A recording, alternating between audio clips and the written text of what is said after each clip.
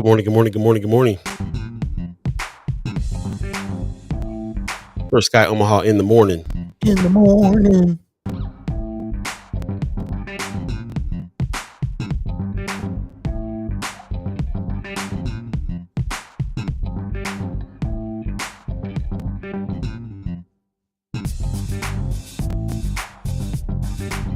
Are y'all ready? Are y'all ready? Oh, yeah. Welcome, welcome, welcome. Thank you, thank you, thank you for joining us. First Sky Omaha in the morning. In the morning. My name is Paul B. He's Buddy to God. Hey. Fresh edition on this Friday, August the 8th, 2025. What's going on with y'all? Man. Yeah, appreciate Moving on. y'all joining us on this Friday. Apologize for us missing the show on Wednesday if you were anticipating that conversation, but we're going to carry that conversation over to today for real, for real. Oh, yeah. Conversation going to be had. It is. But good morning to you. How you doing over there, buddy? How you feeling? Man, back in Atlanta. Yeah. Where'd you go? Yeah, it was a little weird being in the same room, but yeah, man, definitely, glad to be home, but definitely glad to have spent the time, did the thing in Omaha, still floating off the Native Omaha Days. Man, what a time. What a time. What a time, man. What a time. Just that one night at Dreamland Park, man. Man, yeah. You mean when you fell asleep during the concert?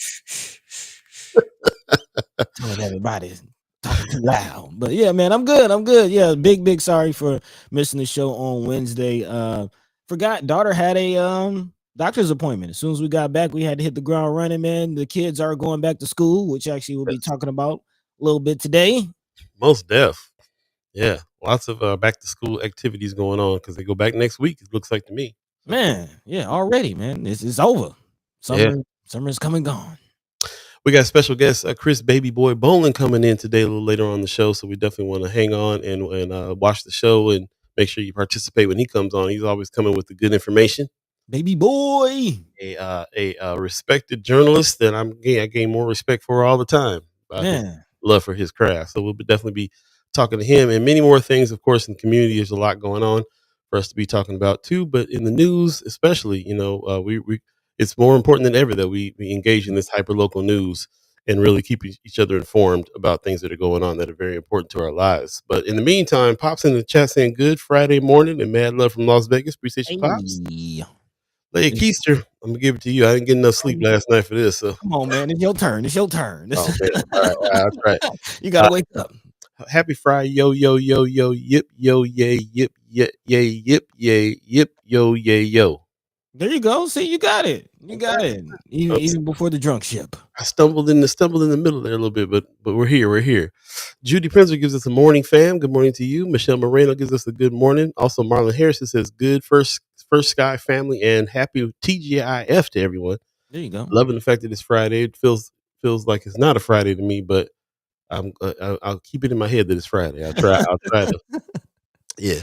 Heather Williams gives us a good morning, everyone. Appreciate you. Black Dynamite says, good morning, y'all. It's Friday. We made it. Run it back. No, he calling me Nod. Is that Nod? Buddy the Nod. Buddy the Nod. You gotta rap now, bro. Like I said, ever since you nodded off at the George Clinton concert, I was like, this brother can sleep anywhere if he can sleep amidst all this funk. It is what it is. Hey, William King in the chat saying, alert, start the gossiping, a new show on 95.7 The Boss called The Men. Host roster Sherman Wells, Kasim, Dewan Hall, Senator McKinney, Robert Penn, DeMarcus Mosley, Vernon Muhammad. Man, that's quite the lineup. That is quite the lineup for that show. All right. Can't wait to check it out. And I can't wait to jump into some conversation here today on all of it. So appreciate everybody that joined us this morning. We're definitely going to get busy on some of the latest happenings that's going on because there's a lot happening this weekend. Native Omaha Days was last week, but if you thought it was over this summer, you was wrong because it is still going strong this summer with activities and things like that happening for real. So we'll definitely jump into some of these community updates. Before that, though, Marlon Harrison is giving us an update on something. He says, y'all please pray for all the pre-K and kindergarten teachers this year because they are officially getting the COVID babies this year. When I heard that, I officially felt old. So all the babies that that were isolated during COVID, Never that born. are they were born during COVID. Interesting. Yeah, Oh, yeah, pre-K, yeah, I guess COVID was like 4 or 5 years ago now, wasn't it? yeah. My daughter's technically a COVID baby. COVID baby. Cooped up in the house. Yeah, man. Yeah, my sister came over. She's officially a teacher now, and came over and was just like, "Yeah, it's getting ready to be wild." I was like, "Okay, okay." Man. He said no. Native Omaha Days. Okay. So you didn't named yourself. Now you forget we ain't letting it go now, buddy. The nod. It's going down. Ooh wee. Hey, you remember one time Michael Scott almost fell asleep on the air? Speaking of nodding off, he was in mid sentence nodding off. I was like, "What's going on?" See, I ain't that bad. I ain't that No, no, no. We bad. Let's jump into a little bit of community updates real quick while we got a chance, while we got everybody's here. Of course, we have our content creators camp last class happening this Saturday, tomorrow morning. For those of you that are involved here, can't wait to see you tomorrow for the last class. And yeah, content creators camp 2025 summer 2025 is wrapping up tomorrow. There you go. Yep, that's what's going on. Stay tuned for more of this. We're going to be doing this again pretty soon as well. So if you're interested, always hit us up at firstskyOmaha@gmail.com. Let us know you're interested in the content creator camp series that we do, and we'll definitely let you know what's happening there. Also, like we said a little earlier, Chris Baby Boy Bowling from Flatwater Free Press is going to join us a little later on in the show. Baby So, boy. yeah, Baby Boy in the house. So definitely come through. He's got some exclusive stuff he's going to be talking about before the article even comes out. We're going to be talking about some of the things that we're looking at. So definitely check that out. Can't wait to talk to him. It's always a pleasure. Also, this is coming up too. I got a call from brother Willie Barney about this. This is going to be kind of a debrief of what happened during Native Omaha Days. This is happening tomorrow morning as well, 8:30 to 12 at the Swanson Convention Center over at MCC. Know where that is? Over there at the Culinary Arts Building, North Omaha. Building together. Let's build together. This meeting will focus on initial recap and debrief of Native Omaha Days and next steps in North Omaha. It's an attempt to kind of get together all the groups that were involved in such a successful Native Omaha Days that just passed, Man. and see if we can't build throughout the years before the next one and the next one. Yeah. So if you have any suggestions and you want to come check this out, definitely go check it out tomorrow. There's a QR code there. We'll put it in Friends of First Sky Omaha that you can scan to register and come check it out. I think it's a great idea. Debrief meetings are always my favorite. I love reflecting on what just happened, how we can improve. Because hindsight is 2020. It's always for people that are putting events together and don't know how it's gonna go. It's almost cathartic to have a debrief. Yeah. And kind of run down like what went right, what went wrong, and what we can do better next time, and so on and so forth. So I'm really way. So Les Butler in the chat giving us a one love fam. Appreciate you. Hey, Pete. Peace. Also Mark Matter giving us a good morning. Appreciate you, man. And thanks for jumping in this morning with us. We're kind of just talking about a few community updates before we jump into the show, because there's lots going on. There's definitely lots going on. Before we get to the fun stuff, Lawyers in the City is going down. Shout out to Heart Ministries, our partner over there. They got free legal clinic on the second Friday of most months. So gave us some dates where you can come in and have a confidential conversation with the limited scope advice from a volunteer attorney for low income Nebraskans. These are the dates. So this is the one that's happening today at Heart Ministry Centers from 10 to noon. So if you get off the show here, you want to run over there and check that out, definitely do that if you need to talk to somebody. But also they got one coming up September 12th and October 3rd, November 14th, and December 12th. So, man, yeah, check it out. Heart Ministry Center, second floor classroom at 2221 Wirt Street in Omaha. And shout out to what they got going on over there, man. They always got something good for people that need it, can't afford it sometimes, and need a little help. And they're all about the dignity of the human being when they help. So I really appreciate the work that Heart Ministry does in a big way. Yeah, confidential help. I mean, you never know, man. It might cost somebody upwards of $500, $600, $700 just to sit down and talk to a lawyer for an hour. Like that's not everybody has that, but a lot of people have legal problems or just need advice, especially these tenants out here facing eviction. Man, in the big way, private landlord tenant issues. That says there. civil legal questions, including divorce, custody, wills, civil lawsuits, bankruptcy, and private landlord tenant issues. So lots that can happen there. You can get the ball rolling, get the conversation started with an actual lawyer, get some questions answered, and a little bit of direction on what it is you got to do for whatever your problem is. So shout out to them for doing that. And then we get to the fun stuff, man. There's a lot of stuff going on. Of course, we got art battle coming up here Hey, very shortly as well. Let me see if Culture House. That's August 9th again tomorrow. If you thought Native Omaha Days was over, man. still a whole lot of events going down on the Deuce for sure. So 24th Street, you know where the Culture House is. The art battle that is a nationwide event, man. I'm so happy that we represent it here through Culture House. It's crazy. August 9th, that's going down at 6 o'clock. Definitely go to Culture House. I think it's culturehouse.org and get your tickets. And you can always hit them up on Facebook or any of the social medias as well to find out where you can get your entry fees and whatever it is that it costs to get in there. But I highly suggest you check this out. They've been doing it for a while now, Man. and yeah, it goes down in a big way. Also, something I'm very, very, very, very excited about. I don't know if you guys remember both.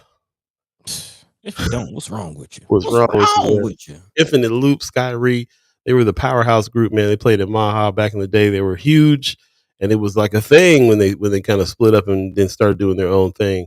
But they both continue to do their own thing, and now they doing that thing. They doing that thing that very popular musicians and bands do, which is like the reunion tour. The reunion's coming back, and they're playing at a really, really dope, huge, nice event with headliner Black. This is going to be really, really off the hook too, man. Shout out to the Minch Group. This is what I'm first learning about this Minch Group that's doing it, that's doing the thing here. But this is going to be what's up. The back to school block party is going down. This is coming up August 16th. Mark this on your dates, 2025, from 3 to 11. Also on North 24th Street, Laird to Sprague and Sprague to Soller. Man, So okay. yeah, they're gonna be out there, bro. I see brother what's the brother's name, the DJ at our party that time? Oh yeah, come on, man, brother Scotty Pigeon, Scotty Scotty Pigeon. P. Thank Yeah, you. my dog Scotty P, who actually had during Native Omaha days. I hear he had the Steel House shut down. Like he had, yeah, he was DJing at the Steel House. Yeah, I heard it was went down.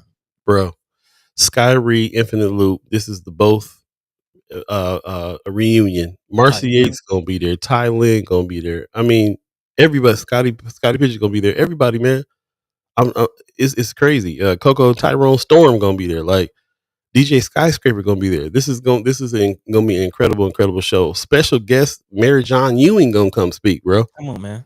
Come on, who is the Minch Group? We're gonna have a conversation with them for real. But I'm really, really looking forward to this. This is not happening this weekend, but put this on your calendars. This is one not to miss for real, for real. I hope we'll continue to maybe try to pull somebody aside and talk to them about this show in a big way. But what is going on tomorrow on the 8th? That's You guys, tonight. you guys know who Jubu is? This is tonight at the Level. First of all, Level Event Center is going down. They've been doing it. They've been doing it. They've been really doing it. But tonight at 8 o'clock, this is one that you should not miss. If you guys went out to that jam session that we were at on Sunday, the last day of Native Omaha Days, Mario Corbino was on stage saying, "Support Jubu. Come out to this." If you don't know who Jubu is, this guy been in the game for a minute. I had to refresh myself on him myself. At 19, he was playing with Tony. He was in the band. He was writing songs. He'd been working with Raphael Sadiq. He says that he said he had known since both were kids playing on the local quarter circuit. So they've been playing together for years and years. He also spent a decade with the Tonys before going on the road for a year and a half with Whitney Houston. This man has got some serious skills. This man is seriously talented. He's one of those cats that be doing stuff behind the scenes, huge, and it has its own band. By their own rights, they're out here funking in the big way, and Man, you should definitely come check them out. And this is going to be at Level Event Center too. If you haven't had a chance to check out Level, definitely check this venue out. I haven't been yet myself, but from what I can see, it's going down over there. They got a good rep. Everybody's saying Level is top notch. So, in fact, they got such a guest coming. Is telling me something about the caliber of their space as well. So definitely check it out. Tickets on sale at eventbrite.com. It's called HG Entertainment LLC presents Run It Back, the Jubilee Experience Part 2, Grown Folks Edition. Sound like my kind of show. hey, Getting For down. real, getting down. So definitely check him out. And of course, man, there's so many things that are coming up that you need to mark your calendar on in such a big way as well. The Noma Fest is also happening. Um, I'm really anxious to see Ghost Note. This is starting August 9th. So this is happening tomorrow. All this stuff is going down. Yeah. Not August 9th and August 10th. Noma Fest is happening. Special guests in the house, Eric Gales, which is huge. Lakeisha Benjamin, Ghost Note, who I don't know if you know who Ghost Note is, but I've been seeing Mono Neon play with Ghost Note a lot. I don't know if he's going to be here for this one, but Ghost Note is also Sput. That's another Sput the drummer is another connection to North Omaha. Always at Make Believe Studios recording projects and doing stuff. So yeah, it's significant that Ghost Note is coming in town, and of course you have other artists that is coming as well because this is the 9th and the 10th, because this is tomorrow and Sunday. So August 9th, Turner Park from 6 to 10 is when the big show is happening, and then August 10th at the at the Union and the Noma building. So the Union and the Noma building. So there'll be they're in conjunction with Union for Contemporary Art, and there's going to be performances over there as well. Check out Noma Fest. Go definitely look into them, see what they got going on this weekend, and be a part of some of these shows that are happening in a big way. So shout out to them. Shout out to Noma Fest. Mark your calendars. Talib Kweli's coming to town Yeah. in November. Mark your calendars. CeeLo Green will be in town. Yeah. Lots of stuff going down here for the summer and the fall here in Omaha, Nebraska, bro. We're not done celebrating and being outside out here right now for real. So we'll be talking about it as it comes up.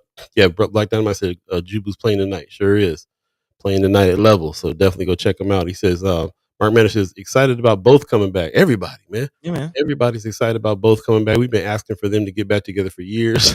My guys, man. Yeah, yeah. Black Diamond said, "Man, I need to see Ghost Note for real, for real, big time." Wanda Lewis in the chat giving us a good morning. Appreciate you. Yeah, lots going on. We'll talk about more of the haps to come because there's some stuff happening out here right now. We talked about back to school coming. There are so many back to school, you know, supplies, backpack giveaways that are happening this week. It's crazy. I had to make a whole thing because there was at least like 6, 7, 8 of them I was just like, well, everybody's taken care of. They got this many things going on Man. here, so we'll be looking at that a little later on the show. Appreciate that. Kimra, you in Dallas, Texas? Hey, Okay. be careful out there in Texas now. Be careful out there. Good morning to you. I appreciate you tuning in this morning though as well, and on your travels. And that's what's up. So yeah, appreciate everybody who joined us this morning. Do us a favor and share the show if you're on Facebook.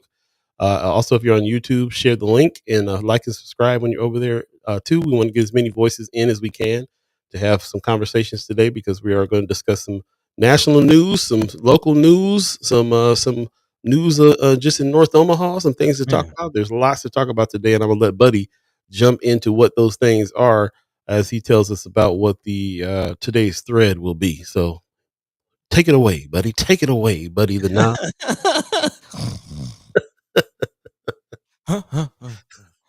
Anyway, good morning. Good morning. Thanks for coming in.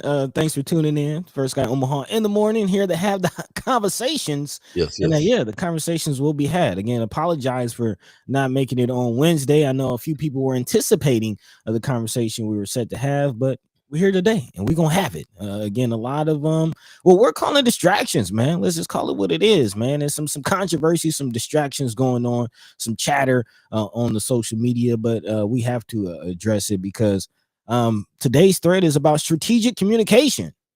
This here microphone in front of us is a powerful thing. And Paul, this is a page out of your book that I always give you credit for, as far as setting the tone and putting the foot down and not accepting the premise, if you will. So we're going to talk about a lot of that. Of course, the controversy surrounding Senator McKinney and some of the back and forth that's going on. Not going to dive too deep into it, but we got to acknowledge it. It is happening. Also happening how Native Omaha Days is being covered, how it's being talked about. Again, we acknowledge everything that's going on, but what do you put the energy into? What do you really focus on? What is the narrative, if you will? So we'll definitely be talking about that, and the larger conversation of the narrative and the voice, and really the people having a voice. That is what we're here for. That is what we are here to do. As far as First Sky Omaha, is give a voice to the voiceless. Let the people have their minds be free, and more importantly, have their voices be heard. And yeah, man, we got to talk about it, because it's a slippery slope right now, as far as that, not just nationally, but in local areas, actually, in the Midwest specifically. Several newspapers finding out that they're going to be closing doors here pretty soon. But not just that, again, on the national level, the Corporation for Public Broadcasting going under. And we haven't really been able to talk about it over the last several days, but we got to get into it. We definitely have to get into it, not just the end of Tiny Desk. I know a lot of people are worried about what the future of Tiny Desk means, but I mean, it's way bigger than that. So again, we'll talk about that situation. And also, as Paul mentioned earlier, we will be having a conversation with one of our favorite journalists, Baby Boy Bowling, coming through from Flatwater Free Press. He's got some work coming in. Apparently, doing a national story, actually, on the Omaha's Super Lead Fund site. Again, we've been in partnership with the city and the county, actually, Douglas County and the city of Omaha, talking about their remediation efforts, and all the campaigns that they have to try to clean up some of this lead situation. But again, how good is the job being done? Again, how many houses are left? What is really going on? We do know some families don't even, follow. Some families don't even report. Some families don't even get tested. But what does that mean? What is a real situation? Again, a lot of our listeners identifying environmental as a topic they want to talk about. So we're going to get into it. Also, to this season's theme, is Space is the Place. So again, talk about spaces, places, all of those things. The land, what you build on the land, what you put under the land, all of it. Again, it's all about making the space and place that we want to be in, and I'm sure we all want to be in a lead-free space and place. So we're going to talk about all that and more throughout the next 2 hours. Yes, here for the next 2 hours, but that's it, y'all. That's it. So again, Paul B, buddy the guy, locked in. What's the word, man? Man, I've seen a new name in the chat. J Money says, Hey, "What's up, homies? Friendly reminder that Tuesday night is Omaha's city budget hearing at 6 p.m. Appreciate okay, okay. yeah, appreciate that. I'm sorry I missed that. Hey, Being able to talk about it. of course, J Money telling us about the budget. But yeah, we highly encourage you to stay tuned next season too. With the theme is follow the money, and we'll be Hey, talking a lot more about that. Also, Mark Manner says Tiny Desk came out today and said they are not they are going nowhere. hey, So yeah, so there's a lot here. We'll talk a lot about what we can do to kind of help those efforts, because you're right. The Corporation for Public Broadcasting, for us, when we see the Corporation for Public Broadcasting, most of us, I will say me, really associate that with like PBS, NPR, which is Tiny Desk Concert and Sesame Street, as far as I'm concerned, man. being threatened. But these are but PBS and NPR are also entities on their own. They were getting some funding from the Corporation for Public Broadcasting, so some of those, with our help, will probably stay afloat. But the Corporation for Public Broadcasting did a whole lot more than just fund PBS and NPR, and that's what we'll have to talk about a little later on. So Man. shout out to everybody who's been keeping track of that story as well. Also, we'll jump in. Kimber is saying I called Senator McKinney yesterday and told him that he should file a complaint with Internal Affairs. We'll start talking about the situation between the police union and Senator McKinney for sure. Also, she said Smotter said there's nothing he can do about the union, but Dempsey, who leads the union, is still a paid employee of the city, which is our money. Mm. So she's already voicing some opinions there about what's going on. Shout out to you going to all the 360 meetings and hearing what the chief has to say and people have to say. Appreciate that very much. That gives us a little insight on what's happening as well. But we'll continue to make sure that we add that in the conversation and talk about it as we go. Meantime, between time 7:24 right now, we kind of dove in for a little while here without a break, so we're gonna go ahead and take Yeah. a quick break, and we'll come back and we'll jump into the conversation, and then of course we'll anticipate our special guest Chris Baby Boy Bowling from Flatwater Free Press coming on through representing and letting us know what he got going on. So shout out to him, shout out to you, shout out to everybody who's joining us today. Oh, one more thing before we get to a break: excessive heat warning today. Man. Supposed to get up to 98 degrees with a index of about 105, 106. So just like that, all of a sudden we're back with that sweltering summer heat with the humidity. So I don't know what's going on with your air conditioner unit, but you might want to make sure that you test it and check out your loved ones and elderly people in your family and everybody else to make sure that that air conditioner is running. And we got to look back at the cooling centers and everything else that's happening today. It's gonna be one of them Man, days. One of man. them days. So take care of yourselves again. 98 degrees with a index making it feel like 105. It's gonna be a hot one. Mark Manor, you said your nephew. He said, where did he say the nephew went back to school already? Where did he say that? Yeah, he said I put my nephew back in school yesterday. Crazy, they start this early. Yeah, So, man. so some of the kids that are already going to school, man, make sure. I don't know what you. If it was me, I guess I would call up, make sure everything is cool with that heat situation. So just watch out. And tell your little one he don't got to go outside if he don't want to if it's too hot. You talking Uh, about on the playground, huh? on the playground, man. He put them. I can't imagine if I was a teacher, I'd be like, y'all got to go outside. I don't care how hot it is. Y'all, you go play. I need a break, but can't be like that today. It's too hot. Man, yeah, might send him to the gym. Yeah, be careful out there. And standing on that bus stop. It's a great point. Great point. Man, for real, for real. We'll take a quick break and come right back. I see you, Sean McCarthy. Will acknowledge your comment in just a second, but just want to take a quick break, a little breather. We'll come back in just a second. First Guy Omaha in the morning. In the morning. All B, buddy to God. Hey.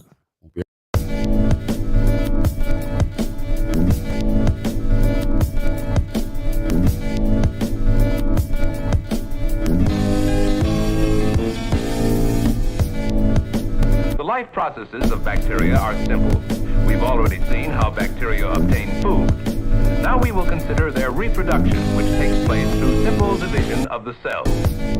In drawings, we can see that bacterium cells are continually growing. When a cell reaches maturity, it divides again. This goes on and on. Welcome back. First Sky Omaha in the morning. In the morning. As you can see, tons of back to school stuff going on. Man. We will post them all in Friends of First Sky Omaha. There is no reason for your child to not have pencils and paper and backpacks and everything else, and spend some time at the bouncy house and get a free haircut and all kinds of stuff going on here before you get back to school. So definitely check that out. And more information on that will be in Friends of First Sky Omaha. So yeah, that's what's up, man. Sean McCarthy in the chat said, much like tariffs, where we end up paying more, many of us may be paying more out of our pocket to donating more to places like public broadcasting at the expense of tax breaks for the uber wealthy. I'm mad at it, but I also am good with not paying for my Paramount anymore and putting that $10 on KIOS. You know what I'm saying? So shifting $5-10 around to do some stuff is really gonna make the difference for the most part. What we understand about like especially entities like NPR and PBS, the majority of their money comes from other sources. So this is going to be smaller stations like KIOS that's going to suffer. Mm-hmm. For us, it'll be KIOS. For other, KCRW out in California is even chiming up, and they're kind of one of the more prominent public stations in the country, and they're like, hey, we might need some help. So I can see, and it's a trip how this is working. Like you can see the attack. It's the public stations, it's the public broadcasting, it's the small town newspapers. This regime is trying to control the flow of information. Man, that's what it is. It's what it is, Paulie. Man, and man, the more we go down this path of like citizen journalism, just this path that it's really a journey, because this isn't something that I graduated from journalism school like, yeah, I'm gonna create a program for citizen journalists, and I'm it's really us paying attention to what's going on and responding.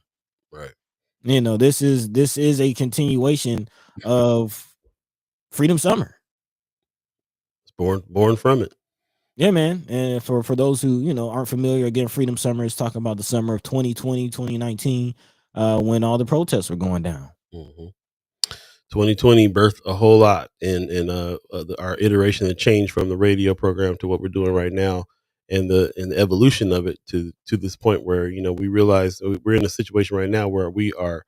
It's really important what we and other people like us are doing, because of this flow of information that's getting stifled, and we're trying to find different ways to do it. We're on platforms that billionaires own right now, and so with that, we try to do stuff like this. Fight the algorithm. Let's go ahead and sign up for the weekly wrap. Let's talk through the newsletter in your inbox because who knows what's going to happen with these different entities. Like we don't know if we're going to stay on Meta. We used to be on Twitter, and we had to come off of that because of the ridiculousness. This thing moves around, but our whole goal is to be able to have, disseminate information and us really share information with each other and discuss it and get people informed about what's going on. It's more important than ever. Yeah, man, and especially on the hyper local community level, because we see, as we'll get into a little later on, that's really where the hit is being felt, and where the voices are being kind of squashed. Getting into the thread for today, that's the point. Is the dangers. What's the other side of not fighting? What's the other side of not being vocal? And this goes along with this project that we've been pushing and again still working on, and we'll be releasing videos on this very soon. Lanes of change. You've heard us say it many times, and one of the first lanes of change is strategic communication. Yes, sir. How are we communicating with each other, with the outside world? What narrative are we pushing? What are we believing? Because we see the alternative. Point in case. Thank you for setting it up, Paul. How Native Omaha Days is being covered. I don't know if y'all seen the news, but let them tell it. Native Omaha Days was just the 2 shootings. And that's it. And that's it. That's how they defined it. That's not the case, man. Let's take a look real quick at what we're seeing out here as far as that's concerned. Bear with me real quick. Just in case you missed it. Check this out. That breaking news, a shooting during Native Omaha Days. 1 person killed, 2 others hurt. Thanks for joining us. I'm Melissa Fry. First of all, a shooting during Native Omaha Days is the headline, is the first line she says. Think about that. I'm Anna Baining. Officers responded to the shooting just after midnight near 24th Street and Patrick Avenue.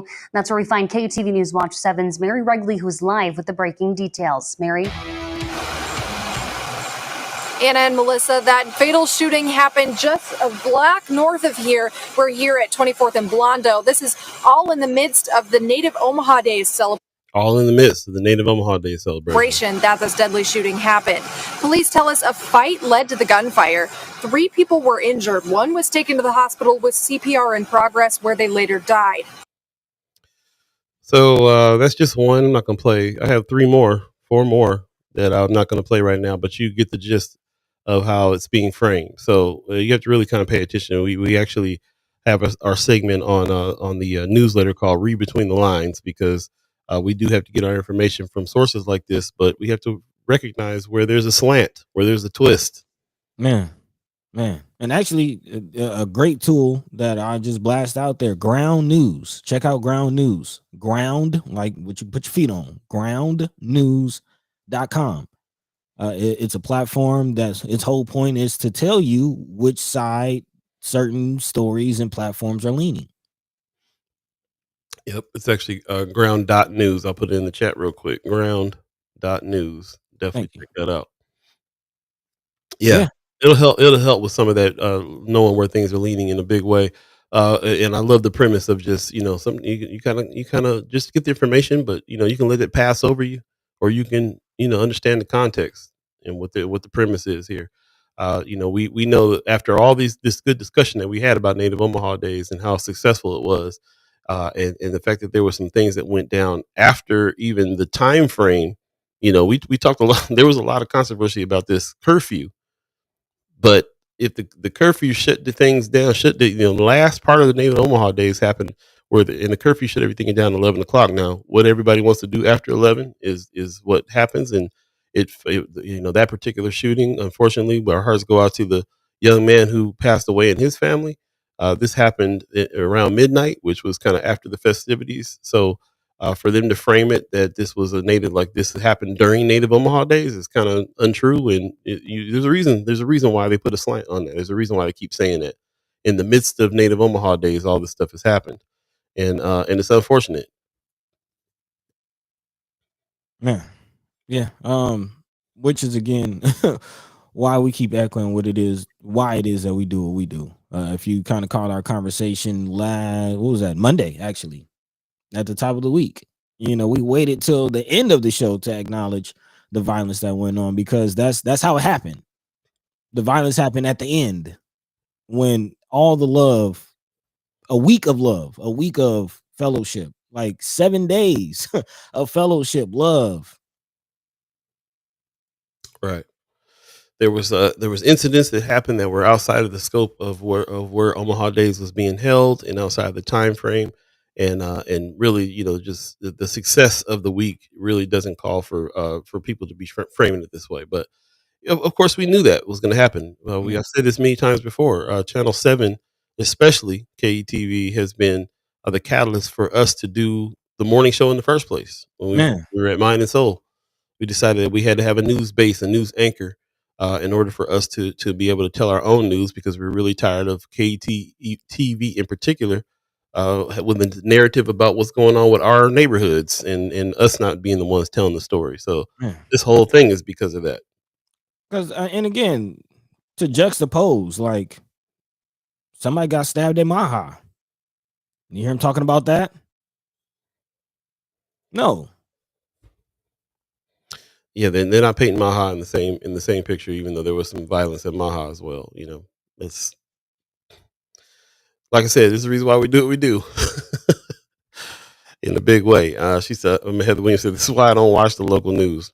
I mean, there's a lot of good reporters over there still doing the reporting. They do have a news desk where the reporters got to kind of answer to that editor about what they can and can't post and do news stories on. So, right, Black Dynamite. Have you heard anything about that? No. That's the whole point. And the larger issue, and shout out to Willie Barney and the Empowerment Network for hosting this debriefing that you were talking about earlier. There's some importance in that, because what about the economic side of Native Omaha Days?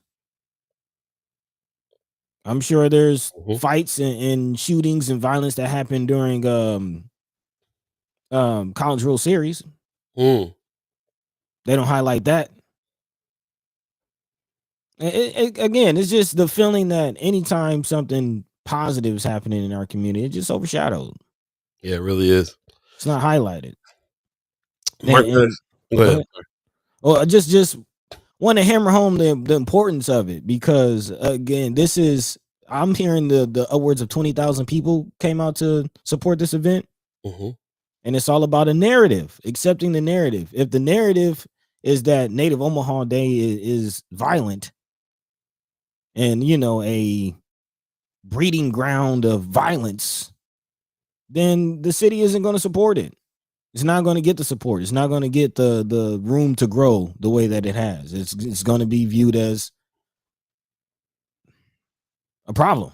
I mean, luckily, we got organizations that put things in place to grow it ourselves. There you go. We won't need them to help us grow it. They are in conjunction though with Omaha Police Department, which actually did a really good job with some of the security and stuff that went down over that particular week. They weren't perfect. There were some things they did was like a little out of pocket, and people let them know for sure. But for the most part, it was a safe, successful event, and all parties worked together, and that could continue to happen that way if it could. Mark Manor in the chat says, pretty sure that Maha stabbing had nothing to do with Maha and happened after the show, and the news went for clicks. I don't know for sure, but I was there and saw nothing, and no one talked about it. Yeah, same. I was, the times that we were at Native Omaha Days, there wasn't nothing going on there but peace and love. So like we heard, what we heard about on the news later, things that happened. And the same thing, right? The whole point that we're trying to make here on this one is that when you frame, first of all, North Omaha is framed as a violent place in the first place. So anything that we do there is going to already be tainted with that viewpoint in the first place. Some of it, some things happen all over the city. A lot of violence happen more in areas of poverty, which happen to be in a lot of North and South Omaha as well. So it's a little hotter sometimes, but when there's something successful that happens, that's a celebration of the neighborhood.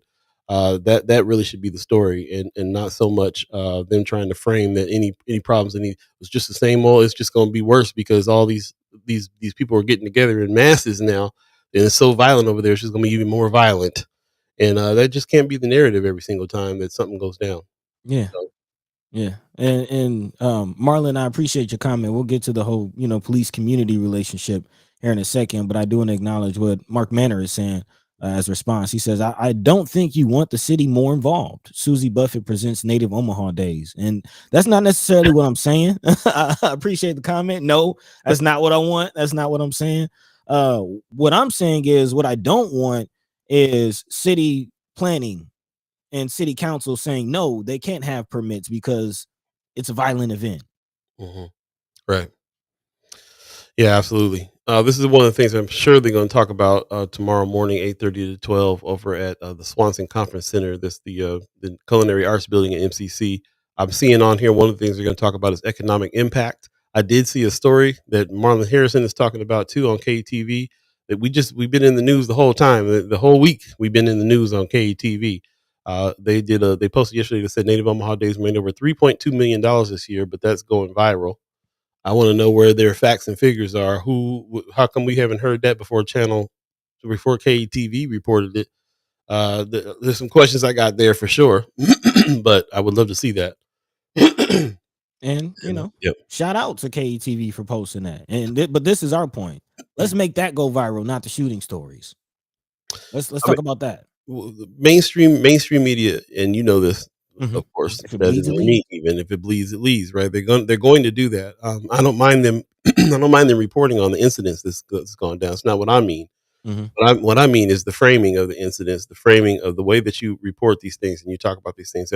Those of you that know us and know our show, we take great care in how it is that we are framing and saying things on this show. Sets us apart from other shows and other news organizations and so on and so forth. We make a really strong point to do that.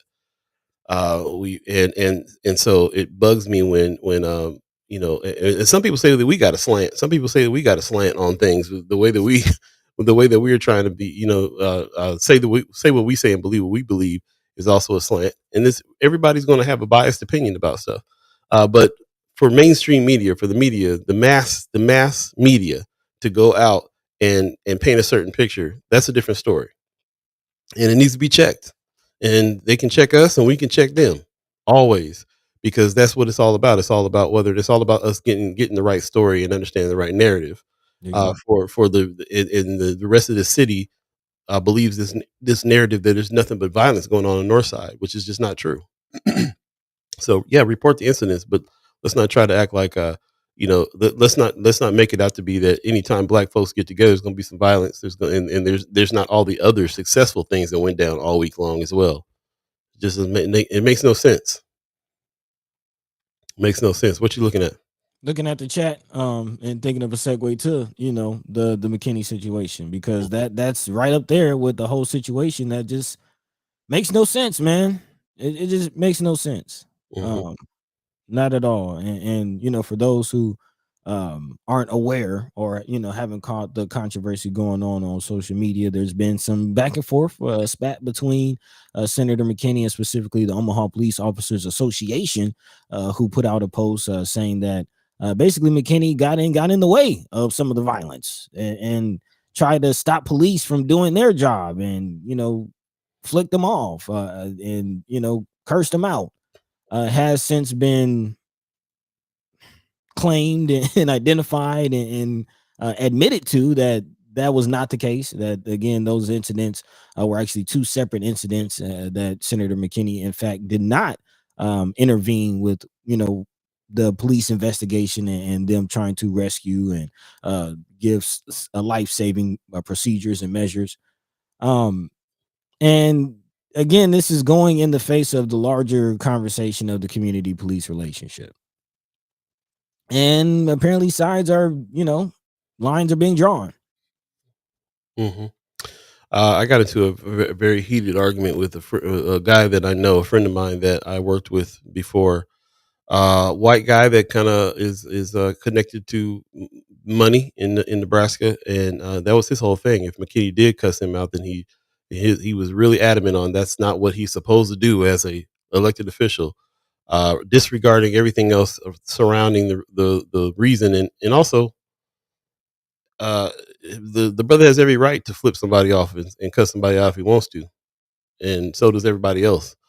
So, and especially, and if you don't understand the reason why somebody would feel like they need to say something to police, and while they're watching police violate people's rights, because this is the reason why McKinney spoke up. We won't get into this story too much because actually Senator McKinney will be joining us on the show Monday for Senator Cipher, and we can talk to him a little bit further on that about what his response was, but and what actually really went down.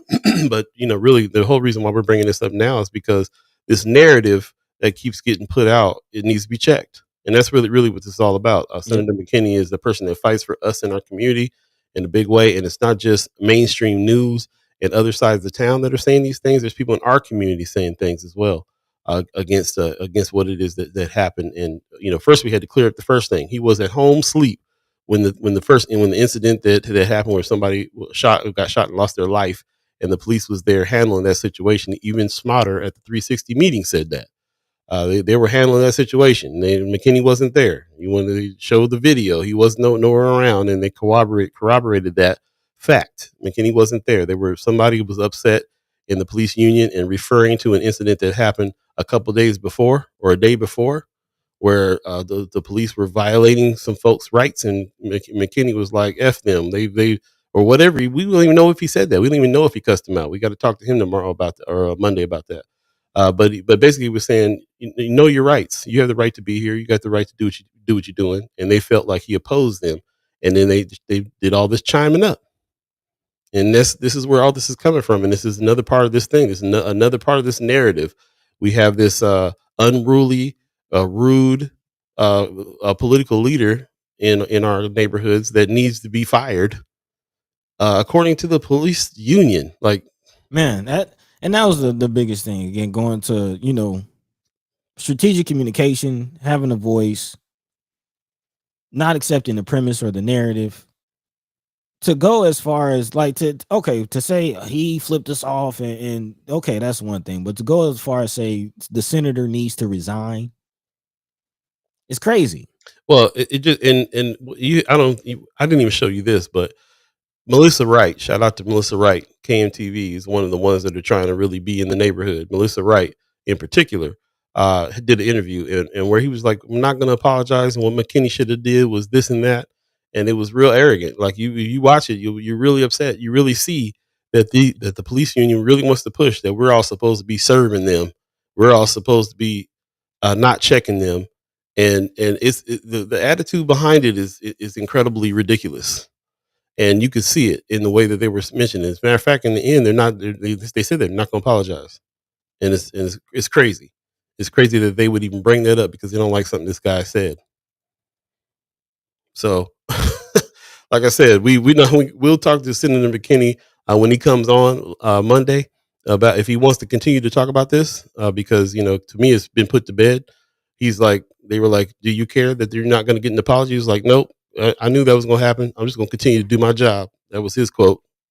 Man, and it is kind of crazy how the riff we're seeing, like the difference in tone from different agencies between the sheriff, the Omaha Police Department, and the Omaha Police Officers Association. Going back to what Marlon Harrison said in the chat earlier, as far as what the Omaha Police Department is saying, which is again they're linked, but it is a separate entity from the Omaha Police Officers Association. Marlon says, "I went to the Omaha 360 meeting this week, and both Officer Fitch and Officer Fox said they felt like they let the community down with these two shootings happening during Native Omaha Days," which again kind of echoes some of the difference in tone that we're hearing from Omaha Police Officers Association, and the Douglas County Sheriff's Department. And our point is, what's being highlighted. Our point is to be a voice in all of this, to say it's sad that the conversation following such a beautiful week are the shootings and this nonsense with Senator McKinney. Yeah. Which I'll just say this. and leave it alone on that. To your point, we'll talk to him Monday. But my opinion is, I've spoken to the brother. I felt his energy, and if he did say that, there's a such thing as righteous anger. There's a such thing as good trouble. I'm gonna just say that. Think about that Dave Chappelle skit where he's like, if he did do it, you know. Kimmer says, "What was all this? Where was all this anger from the union when Trump's insurrectionists were wreaking havoc on the country? Think about all the times, everybody who was really arguing with this too was also talking about that. How many times do we get talked to crazy by the police and disrespected all the time, and heaven forbid somebody say something back to them, and then they're on this deal." And yes, Schmatter has been, kind of separated themselves away from the union on this particular subject. But they're the ones that are also doing the shootings, and black people are dying by their gun, and they also are in the streets policing us and talking crazy to us as well, and so on. And yes, they didn't make the statement that the union made, but it's the same. It's the same. It's not the same situation because of what the statement they made. But the point was, they come to the 360 meetings to try to have these conversations with people as well, and I see people trying to have some kind of semblance of relationships here, and we do know that Chief Smatter has fired people in the police department for basically the murders. I really haven't heard about firings other than when somebody dies. But the point is that we do have to look at that too. There is a difference between the police union and the police department, and for Chief Smatter to get up there and kind of say, listen, we're not part of the union. We have nothing to do with them. We didn't put that statement out. We know McKinney wasn't there. I can understand why he would say that. He comes to they're at the 360 meetings every week trying to work on community relations. So, and even if this is for a show, it messes up their game for the police union to come and start that kind of mess during this time. So, lots to this, man. And like I said, I think before, not getting too far into the weeds and all this, we really just need to peel it back, because the whole point is that we got to kind of make sure that we're getting the right information, reading between the lines on stuff that's being reported and being said. The community came out strong against anybody who's speaking against Senator McKinney with all the work that he's been doing for our community in a big way. And the police and relationship with our community is not predicated on anything that happened between Senator McKinney and the police department. It's been ongoing. We've been dealing with it for years and years and years, and this is and this is not, and what's going on right now is unfortunate, but it might be a distraction to keep on going through this. We've actually spent too long right now on this show talking about it, as far as I'm concerned, because Native Omaha Days was great, and Senator McKinney is doing great things for the city, and not just our community, but for the city in general, the state. Point blank, period. Anybody else to say about that, they need to go say it somewhere else and do what they got to do. But the narrative around here is that part, and it's going to stay like that. 3.2 million. Let's talk about that. And let's talk about how much more money Omaha, or North Omaha specifically, can bring in when we focus on the right things. Let's focus on that. Let's focus on making some money. Let's focus on getting people out of poverty. Right. Getting families some upward mobility, not this nonsense that we've already spent too much time on. Most definitely. Appreciate everybody's comments. I appreciate everybody going in. I see, let's see. Sean McCarthy, I want to make sure that I got your comment as well. Where was that at? I'll look for it again. But Marlon Harrison a little earlier says, how many fights and shootings every year does Cinco de Mayo, Taste of Omaha, Septemberfest, and they still happen every year? We're Native Omaha Days is going to still happen every 2 years as well. This is not going to stop any show. As a matter of fact, when all this went down, the leaders from some of the people from Cinco de Mayo said it happens to them too.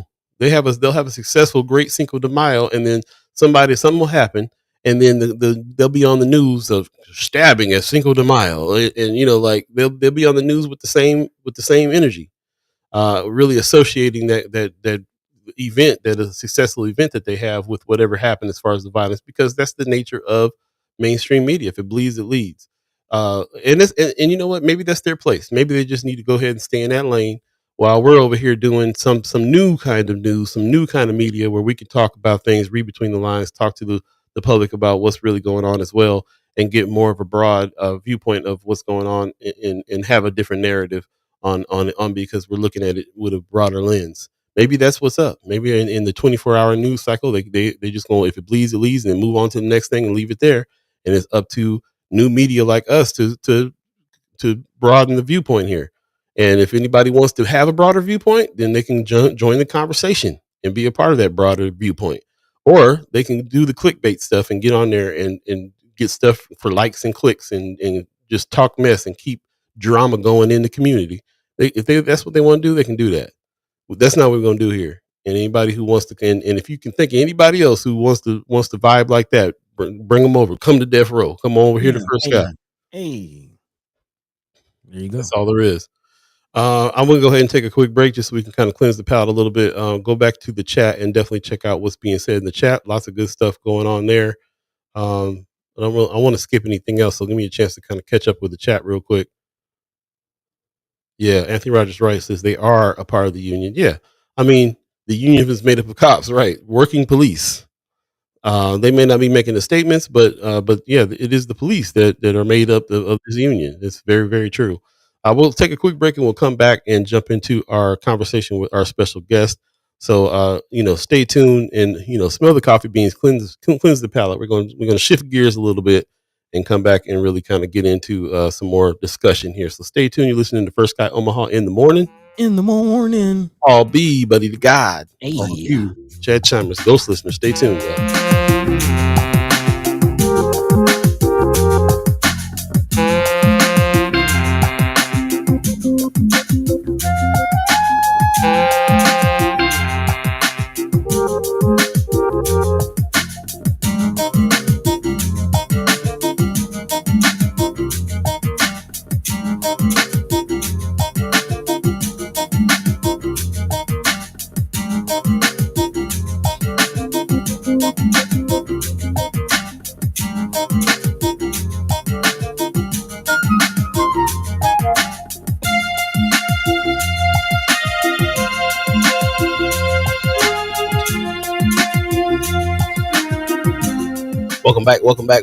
Welcome back. First Sky Omaha in the morning. My name is Paul B. He's buddy to God. Hey.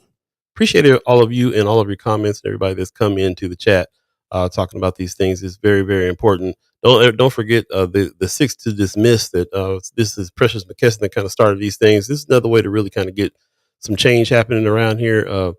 There's some people that we want to get out of seats and get some different people in. This is something that Precious McKesson put out there a little while ago. Governor Jim Pillen, Senator Pete Ricketts, Don Bacon decided he's not running, so he's out. Congressman Mike Flood, Congressman Adrian Smith, Don Klein for Douglas County Attorney, Douglas County Sheriff Aaron Hansen. These are all people that we're calling the 6 to dismiss, and it's time to really start thinking about who's going to replace these folks because the race is coming up pretty soon. So get them out the paint. Got to get them out the paint, man. That's what it is. That's what they say. That's what they say we got to do. We mentioned a little earlier about that lead remediation situation, and we're also shout out to the city and the planning department who's sending these messages through us too. All testing and cleanup activities are zero cost to homeowners. If you own a home or even if you're living and renting in the home and you want to talk to your landlord about doing some of this remediation, you think you might have lead in your yard, you can give them a call and hit that QR code, or you can call their office at 402-731-3045. They do soil testing, but don't just think about the soil. Think about paint assessment, soil removal, replacement of soil and glass, dust assessment. And there's a lot of lead dust floating around too. I think that's what the kids get into, and that's really detrimental to the kids. So definitely check them out. Again, City of Omaha Lead Information Offices at 402-731-3045. Shout out to them for sending those messages through us as well. And we'll continue to talk about some of these things that are happening here in our city and the things that we need to be looking out for, meetings and things like that. This happened a little later on the show. We'll talk a little bit about what happened with the meeting over there at the Port Authority. Yep. Port Authority meeting that just happened yesterday. Heard some of it. Shout out to Cheryl Weston, who filmed a lot of it. In order for people who couldn't make it to here, you want to go over to Conversations with Cheryl Weston's page and check out her video if you want to hear what was going on with that meeting. And there'll be some more discussion about that and some surveys and things you can go to fill out what your ideas are about Port Authority and all that. And we'll get that information and put it on Friends of First Sky Omaha. So right on, man. It's coming up on 8:00. This is the second hour now of First Sky Omaha in the morning. In the morning. We're going to start it off with a bang, man. We got a special guest in the house. We're going to bring him in right now. Ladies and gentlemen, without further ado, Chris Baby Boy Bowling in the house. Baby boy. Hey. Oh, now my dogs are barking. Stop. Yeah, we don't allow. I heard your guys' voices and they got excited. Oh, okay. Well, you tell them to be quiet. We don't allow barking dogs on this show. Yeah. No. How you doing, brother? Oh, good. Just doing the journalism stuff. Enjoying the wind down to the summer. So yeah.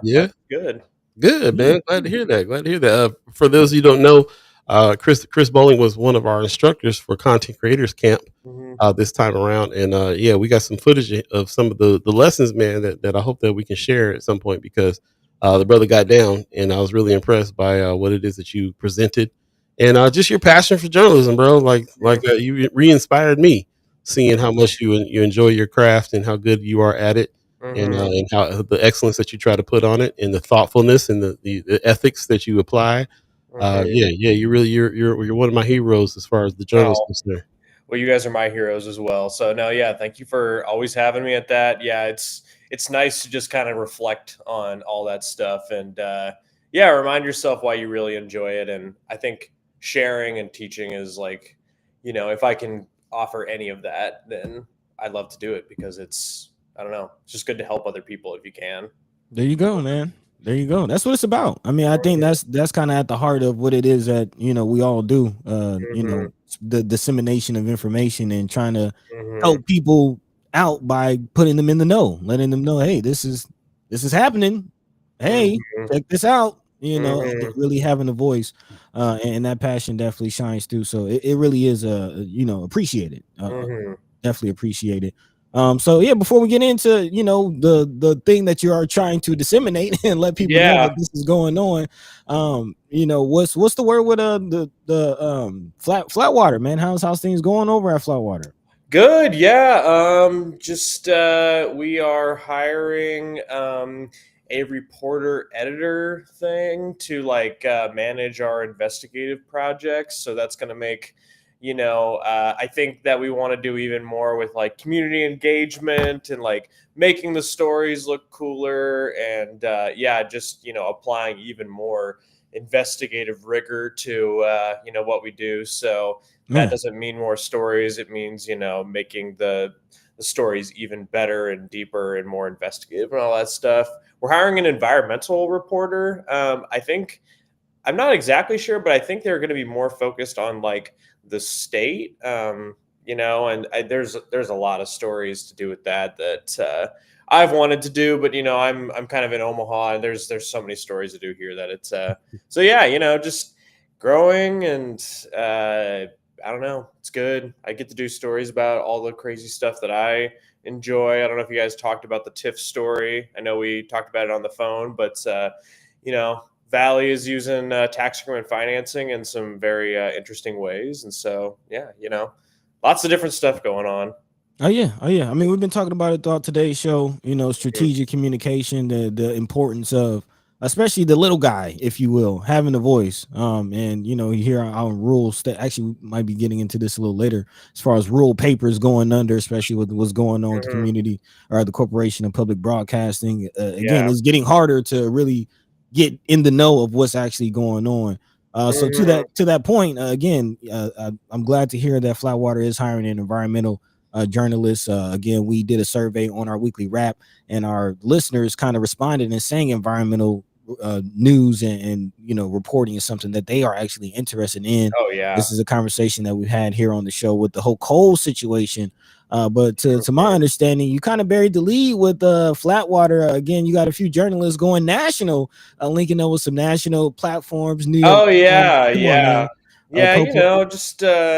And she working with the New York Times. And then, I mean, that's a good segue into if you're setting it up for me. But Yes, sir. so we are, so we're working with ProPublica, which is like this national investigative, nonprofit. I mean, they're kind of like the gold standard in terms of like the kind of stuff we want to do, which is like investigative, hopefully very community first and, actionable, all that sort of stuff. So I am working with them and we had to pitch them a project. And the project we pitched them is about lead and the Superfund site, which you guys obviously talk about all the time.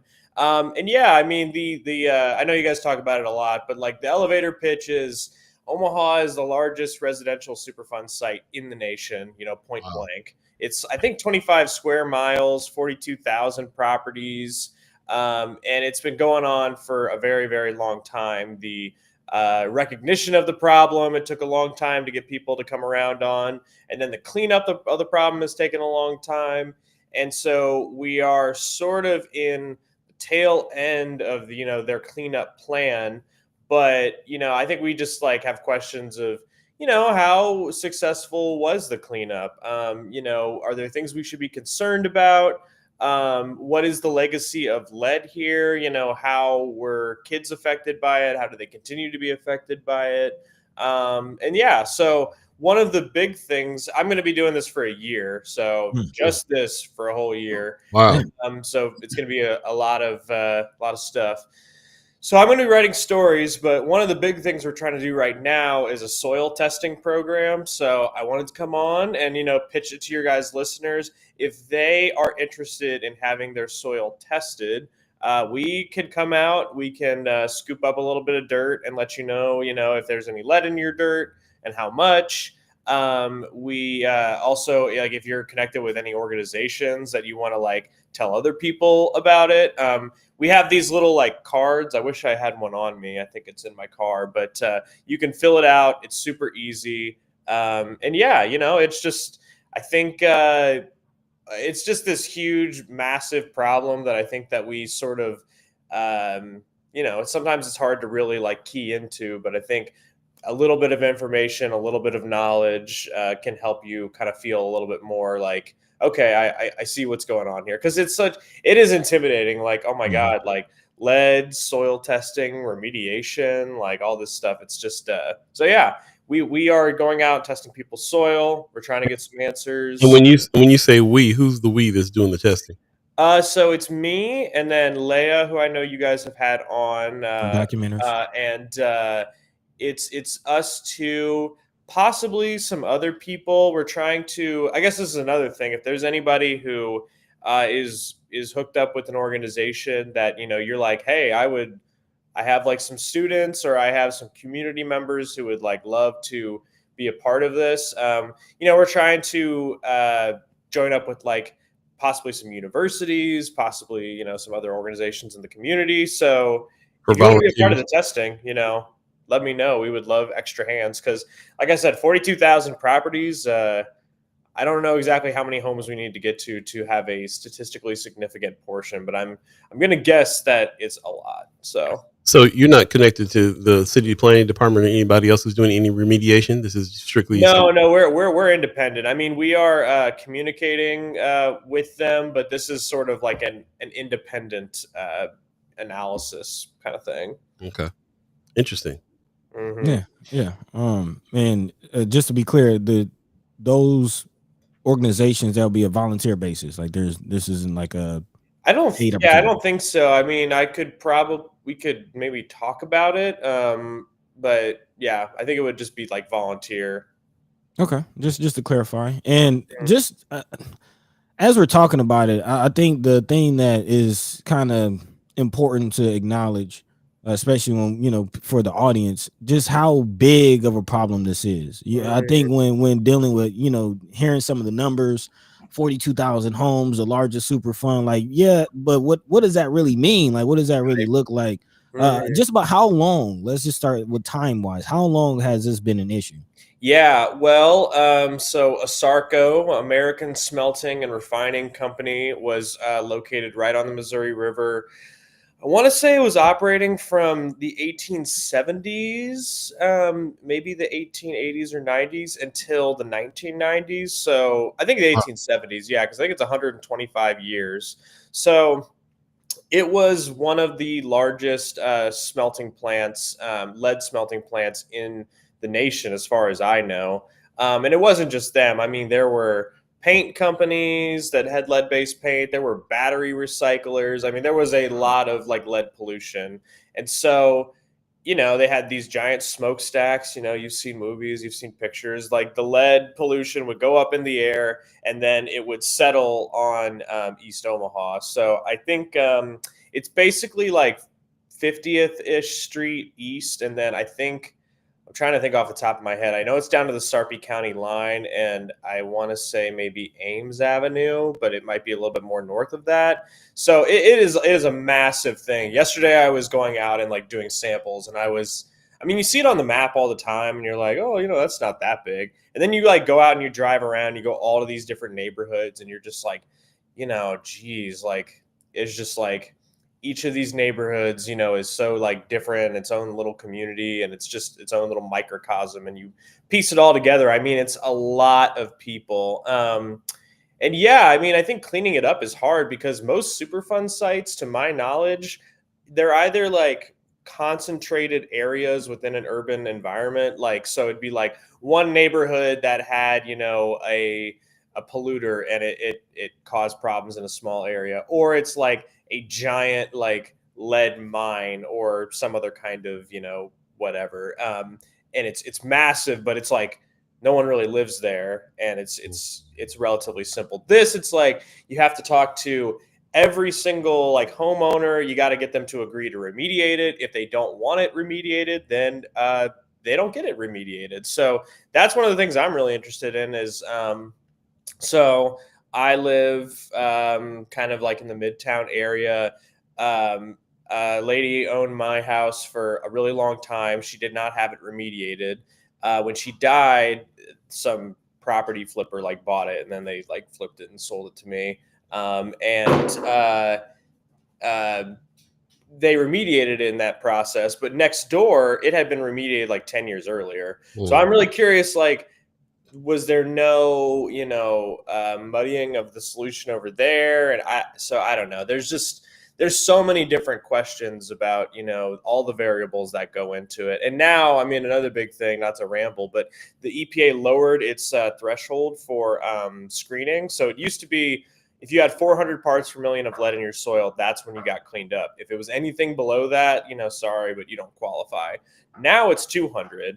So my question is, well, does that mean that the EPA is going to reopen this testing site? And to your point, I think they spent 20 years and over $100 million cleaning it up. That money came from a lawsuit of the smelting company. You can't really go back and sue the company again. I don't even know if the company, I think it might have went bankrupt. I'm not even sure if it's like technically still around. So there is a lot to look into here, but the basics of it is like environmental justice, kids getting sick, a solution that was promised, was it delivered? So, it's complicated up here, but it really, at the end of the day, is very like simple. And so it's trying to keep those questions very like ironclad in your brain and have that like navigate through all the complicated stuff. Yeah. Let me ask you a question about this real quick, and this is kind of tied into what it is we were talking about a little bit earlier. Right now, we're kind of feeling like that we're trying to be a major part of disseminating news and information to people, and we're in the midst of this situation where the media is getting attacked, money is being taken away, newspapers are getting shut down everywhere. So, as far as the news desk is concerned at Flatwater Free Press, could you speak a little bit on how you guys came to the situation where you said this is important enough for you to take off a year and deep dive into it, amidst everything else that has to be reported at the company? Yeah, for sure. Well, I think that we've been thinking about it for a few years, and it's just like one of the biggest stories in Omaha's history. And I don't think it's ever really been, told in a like, let's pull back and let's really look at it. Like you guys mentioned Cheryl Weston, and like she has done like a lot of stuff with this over the years. The World Herald did a lot of stories. There's a lot of people who've done a lot of things, but I think in terms of actually, looking at it in its totality and asking those questions, no, it's never really been done. And what I'm kind of finding in talking to people, I keep asking like, has anybody ever done any like big studies of like the cognitive effects on kids, or there are, relationships between lead levels and, crime. There's all these different ways that these affect our lives. And I'm still open to it. So if any listeners know of these studies, like, please let me know. But it doesn't seem like this has been like studied in a really deep and long way, which is just like shocking to me, because it's like we're like supposed to be one of the biggest lead sites, and yet we don't really. I mean, we know generally how lead affects kids and people, but we don't know how it affected people here. Right. And it ties into all kinds of things. I mean, it's environmental justice issues, which are really important, and so. Sorry, my dog is like wilding out over there. I don't know if you guys can hear him. We definitely can. Okay, all right. So yeah, I mean, it's definitely, but to your point, I mean, like, I feel a little guilty because there's so much stuff going on to like not cover things. But I think this is one of those issues that you're only going to like, you have to spend the time on it because it is complicated. So yeah, I don't know. There's always, I think sacrifices that go along with it. And, so yeah. I do want to acknowledge Sister Wanda Lewis's, yep, I see it. But two things to that point, Paul. One, this is why this platform exists, because to your point, this is a huge problem. Like, this is nothing the average everyday person who has to go to work is really going to try to expend a lot of brain cells to think about. Come on, lead remediation, that people trying to pay taxes, put food on the table. You know what I mean? But at the end of the day, to your point, this is the type of thing that journalism is equipped for. Like, and journalists like yourself, right? Because to your point, the story does need to be told, because it's more than just lead remediation. Like, we're talking about redlining. To your point, this could possibly be a community that might have been intentionally poisoned, affected by the poison, and then treated poorly because they were poisoned and are reacting to the poison. And it could be a reason why there's some of the problems that there are today behaviorally, and a lot of things. And it's something that needs to actually really be seen. Before we get to Miss Wanda Lewis, I definitely want to jump in, and here's some information you might want to jot down. Anthony Rogers Wright says CRCLA does allow for retroactive lawsuits.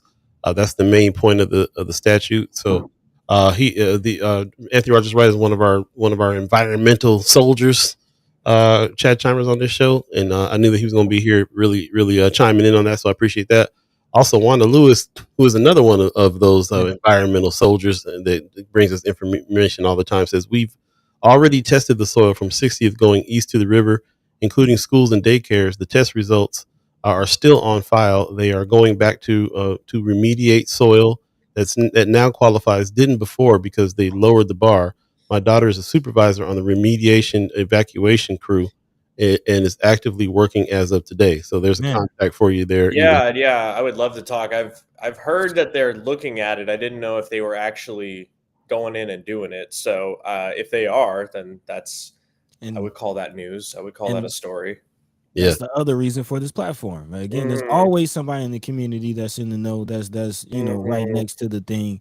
And that's why we love our chat chimers. So appreciate that, Ms. Wanda Lewis. And Anthony Rogers Wright, the main issue there is that there aren't any actual active environmental groups in Nebraska. So maybe the articles that you write and the studies that you're doing over this next year will inspire some groups to kind of get together and jump in and attack this as well. Like I said, we've been in contact with a couple of groups that have sent messages through us on remediation practices and so on and so forth. This is the one that we're dealing with right now. With the city that they're doing soil testing, paint assessment, soil removal. They have the where they had the money because of this being a super fun fight to do stuff like replace the soil and the grass, all the remediation, also do dust assessment. And they're putting these messages out all the time. When I met with them at first, they said that there was really a lot of testing that had been done, to Wanda Lewis's point, already, and there was only maybe about 450 houses that had not been tested yet in the whole area, according to them and their testing. And we know that's only one organization. But it also seems to me like we really are still not getting a full report of just what you're describing. What's been done, put all those reports together, the ones that Wanda Lewis are talking about too, and understand like what's been done, and more importantly, the effects on the environment and kids and stuff like that. I will say the city does have a really good resource, the lead registry, where you can like look up, your address and see, what the testing levels were, if it was remediated, all these sorts of things. But the problem is that you can't see like the whole thing. You can download like a full database that says like this was remediated and this wasn't, but it doesn't say like, well, this was remediated because you only had 5 parts per million of lead versus, it was like 600 and the person that lived there didn't want it. So I am currently trying to get some documents from the EPA to sort of figure that out. But yeah, no, I mean, I think, my assumption to start off with is not that this was some kind of bungled, whatever kind of thing. Like, I don't have any reason to believe that the testing wasn't done or anything like that. I just think it's good to have, an independent look at what is one of the biggest environmental issues that has ever happened in Omaha. And yeah, I just see Tony's comment. I don't know if you guys want to like wait. Don't look. Sorry, yeah, but no, I mean, yeah, I think so. The whole reason we have the Superfund site is because of the Omaha City Council and Frank Brown, who was a city council member at the time. I mean, they were going to redevelop the riverfront, and the mayor had basically like worked out a deal with Asarco, or it was like in the beginning processes of like, well, they're going to voluntarily like clean up their site and they'll pay for it, and there's going to be no cost to the taxpayers.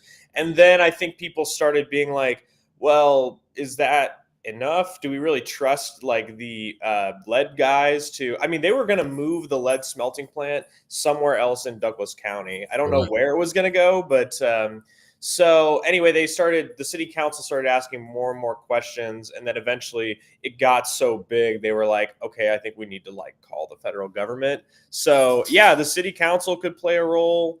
OPS could play a role. Again, it's like, I don't have any agenda against anybody, but I think like everybody asking more questions and, letting people feel engaged in what is, once again, one of the biggest environmental issues we've ever seen as a city. I talk to people all the time. I know your guys chat chimers are like the most informed people in the world. So I'm not talking about them, but I talk to people at like parties and they're like, oh, what are you doing, Chris? Like, are you still doing the journalism thing? And I'm like, yeah. I'm like working on, have you ever heard about the Superfund site? Do you know about Omaha's Lead? And they're just like, no, like, what's that? And these are people who've like grown up here. They could be, older, younger. So I just think like, we all know about Flint. We all know about all these different environmental disasters. Everybody knows the Cuyahoga River caught on fire, or the Love Canal and Niagara Falls and all that sort of stuff. So it's just a part of our story that we should have a record of, that other people should know about, all that sort of stuff. Yeah, man. I also think of Cancer Alley in Louisiana. Again, community was getting sprayed by pig farmers, spraying the fecal matter in the air, and high levels of cancer. And also the work that you did on nitrates in the water. Like, again, the story needs to be told. Yeah, for sure. And it always centers around black neighborhoods, especially the neighborhoods of definitely poor people, and environmental situations. Always is environmental racism is what it really is. So you're really fighting for environmental justice by writing these articles and getting down. So yeah, definitely check out some of the things in our chat, and some of the people connect with some of the people here that have some resources and some people to talk to. If you're just joining us, it's 8:23 right now. If you believe in the concept of time, we're with Chris Bowling from Flatwater Free Press. We call him Baby Boy around here. Yeah. And we really appreciate him coming on. If you got any questions or any more to add to this, you know what he's going to be working on now. You know what he's going to be working on here for the next year.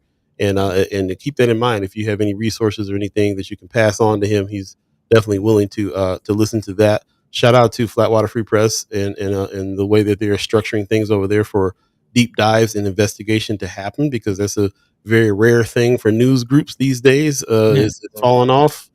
We're looking at trying to enhance our news gathering as well. So we're talking about bringing on a journalist coming next year, and I found out recently that an investigative journalist, they're much more expensive than than Yeah. somebody who's Makes the big bucks. Yeah. because of this very thing. Like it's hard to navigate putting money together to be able to allow you to concentrate on something for that long period of time and go as deep as you need to go. And all that. Paul Fimman in the chat is saying housing built before 1978 have lead-based paint, large source of lead poisoning of children in Omaha. What is being done to protect children from that risk? This is something I think you're probably going to be, you with that solutions journalism background is going to come with some answers, I believe. Yeah. No, there's, I have questions about that, possibly answers, but that is going to be a very big question. It's like, unfortunately, that's not really involved in the super fund, because you have to like assign blame to someone, and it's not the lead smelter's fault that we had lead in our paint. And so, but it's at the end of the day, it's also like, well, what's important? Like pointing fingers and being able to get money from someone, or is it making sure that kids don't get sick? So, Man, there you go. RG. RG in the chat. Nitrates in the water, and someone say Jim Pillin. Yeah, he might be someone that we're looking at with stories. So I would just say stay tuned. Stay tuned. Also, OPPD, Anthony Rogers Wright is telling us, don't forget OPPD poisons us every day. Man, I had investigative journalists sometimes be making enemies around town a little bit. It might be a little tough to deal with some people after you expose them. But that makes you news gang soldier as far as we're concerned. So we appreciate it. Yeah. No, I mean, the coal plant stuff. I wish that was a part of what I'm doing. I don't think that will be, but I think I've come on the show and talked about it before. I am very, very interested in talking about asthma in North Omaha, and I would love to connect with organizations and be able to, because we have very high rates of. You can only get statewide data, but like Black children dying from asthma in Nebraska is like one of the highest rates like in the country. So anybody who wants to talk about that, let me know. Most of my cousins in North Omaha grew up with asthma.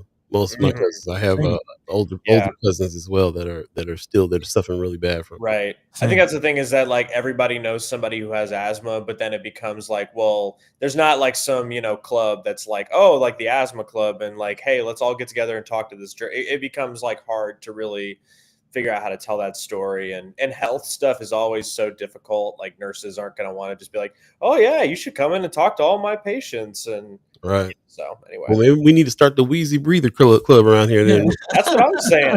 I was like, is there like some group of moms who are like, all my kids have asthma, we all need to get together and talk and like fight for whatever? And might be. Yeah, I'm always like, I want those to exist, and then I never end up finding them. So I would love to start that club.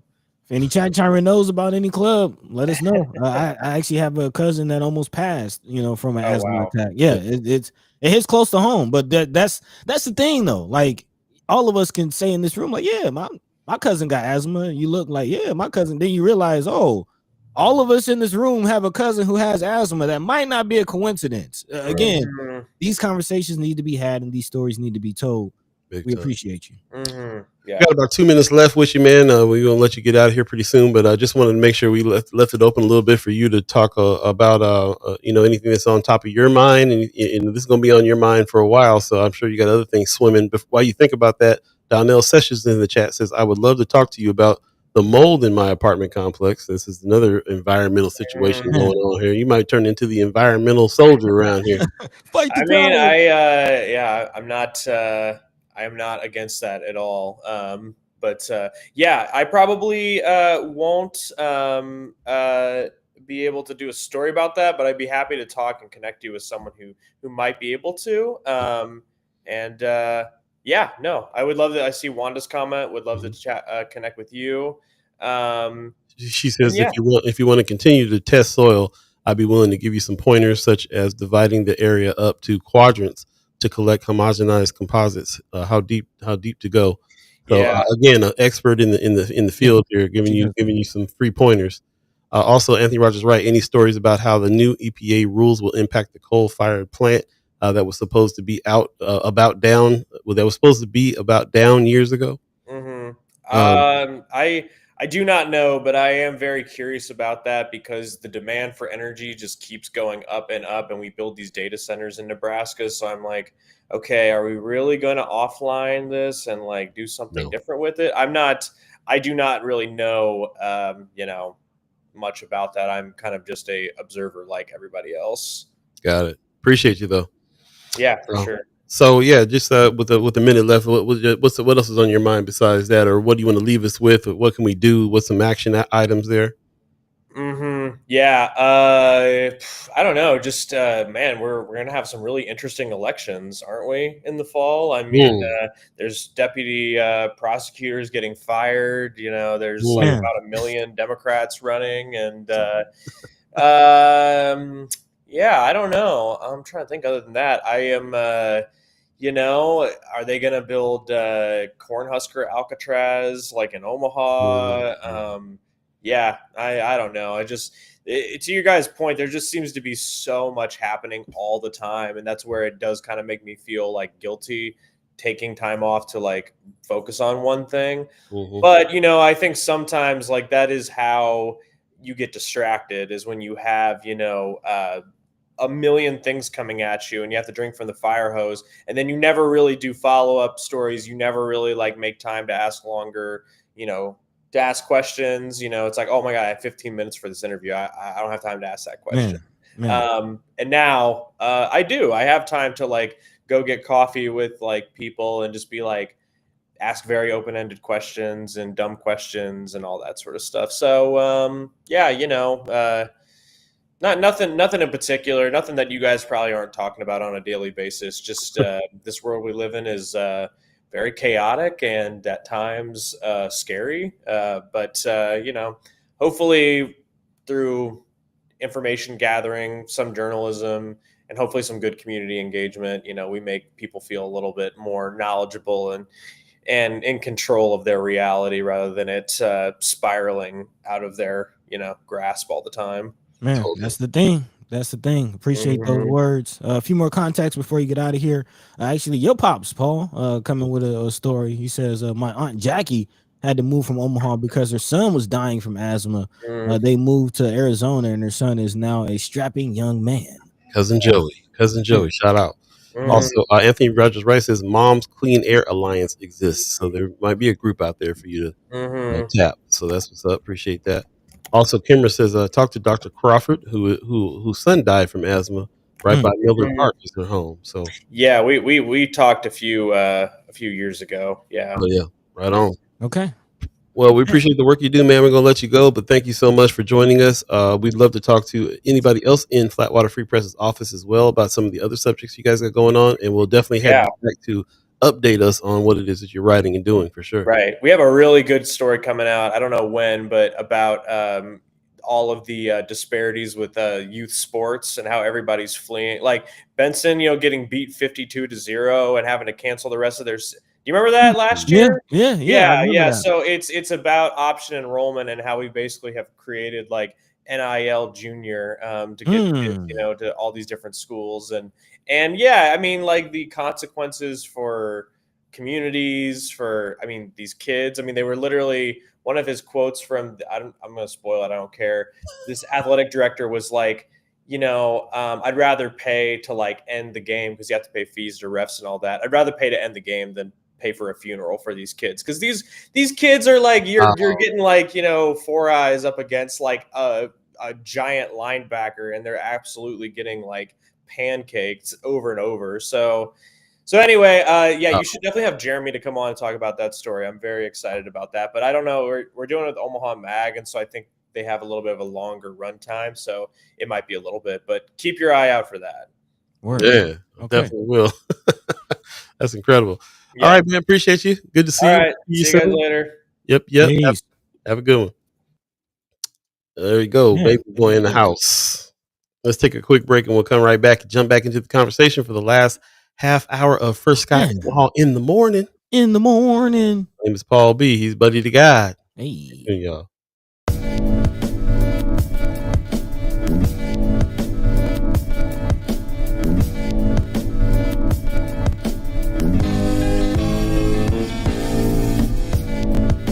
The life processes of bacteria are simple.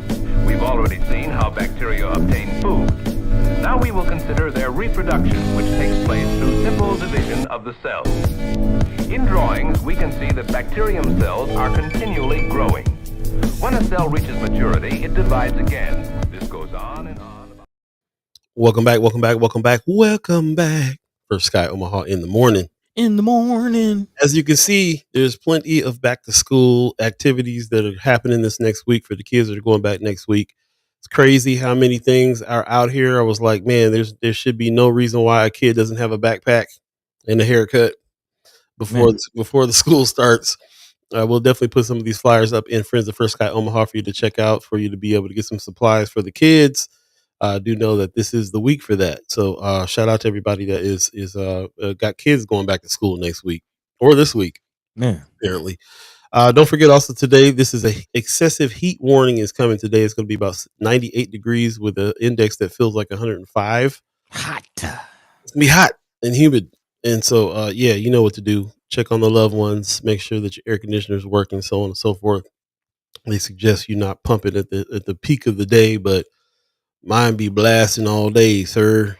That's what's got to happen for me. So that's what it is. Appreciate that very much. Also, there's a lot of stuff that we got going on. I'm at 8:35 right now. I'm gonna give a couple of exclusives that's going on. Okay. That are happening. Of course, we've been talking about this lanes of change. There's going to be some content coming around this subject. Lanes of change, elements of revolution. What is your lane is going to be the question. And what are the lanes that we can put together in order to make some change and forge ahead, especially in our neighborhoods in North Omaha, South Omaha, East Omaha, Omaha in general. What can we do to make some change? So stay tuned for some of that. We had a really great conversation with Mary Ewing that we're going to be posting pretty soon as well. So look out for that on YouTube. When you get over there, like and subscribe. And I need y'all to do me a favor. We need some help getting more people over to YouTube to like and subscribe over there on YouTube. We are definitely going to be moving in that direction with the new things that we put out. You're going to be able to check them out on the website, but there'll be links to YouTube for all the YouTube activity that we're going to be doing over there with the extra video series that we're working on.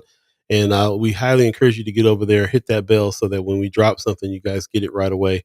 And first and foremost, I want to put it out to the chat chimers first. You guys should be getting this information and these things first, just like you're getting this next bit of information first. And we're not going to dig too deep into it, but I want y'all to save the date. Saturday, October 18th. Hey. A very important event. We're not going to tell you what it is yet. It's going to be invitations going out.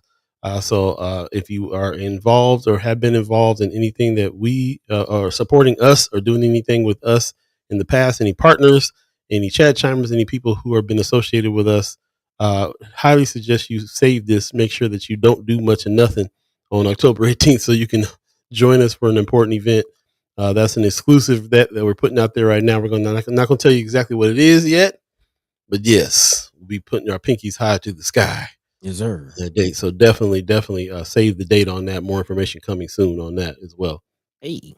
Also, don't forget, man, there's so many things for you to be saving the date for. Y'all better not miss Talib Kweli coming out here. You're talking about for real.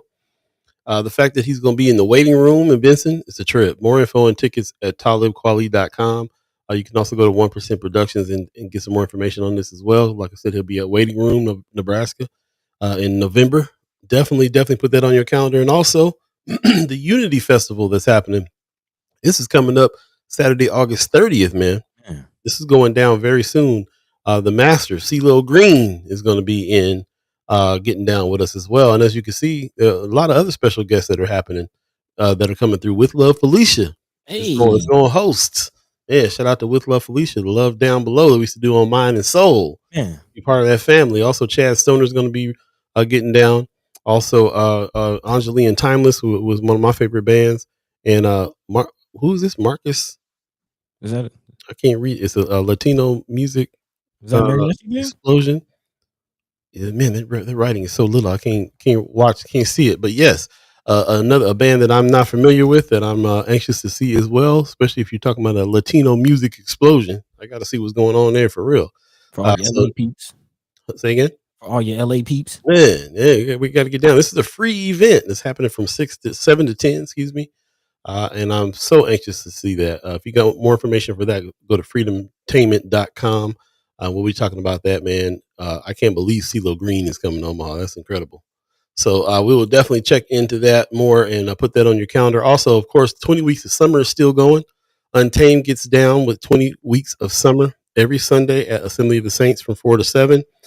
They'll be on week 11 by the time this happens. Then the special guest this time will be Fire Chief Katie Bossman. So shout out to him, Sherman Wells, who are putting these on. There's plenty of food, plenty of waters and things like that for the kids.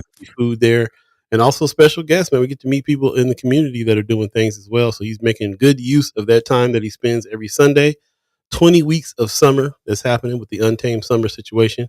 They're on their 11th week. Highly encourage you to come down, bring the babies, and have a good time. It was a really good time when we did this in conjunction with our Chad Chalmers kickback last week. Went down. I can't tell you how it was. This is what I've been wanting the Chad Chalmers kickback to be. So it felt like that. It felt like the backyard boogie with all the friends and fam. And this is apparently happening every week this summer with Untamed Summer. So shout out to Sherman Wells. Yeah, doing it big. That's Big Sherm. Big Sherm. Big Sherm, man. Big Sherm. Some of the other things that are going on, we put in Friends of First Sky Omaha. Highly encourage you to check them out because there are events and stuff going on tonight.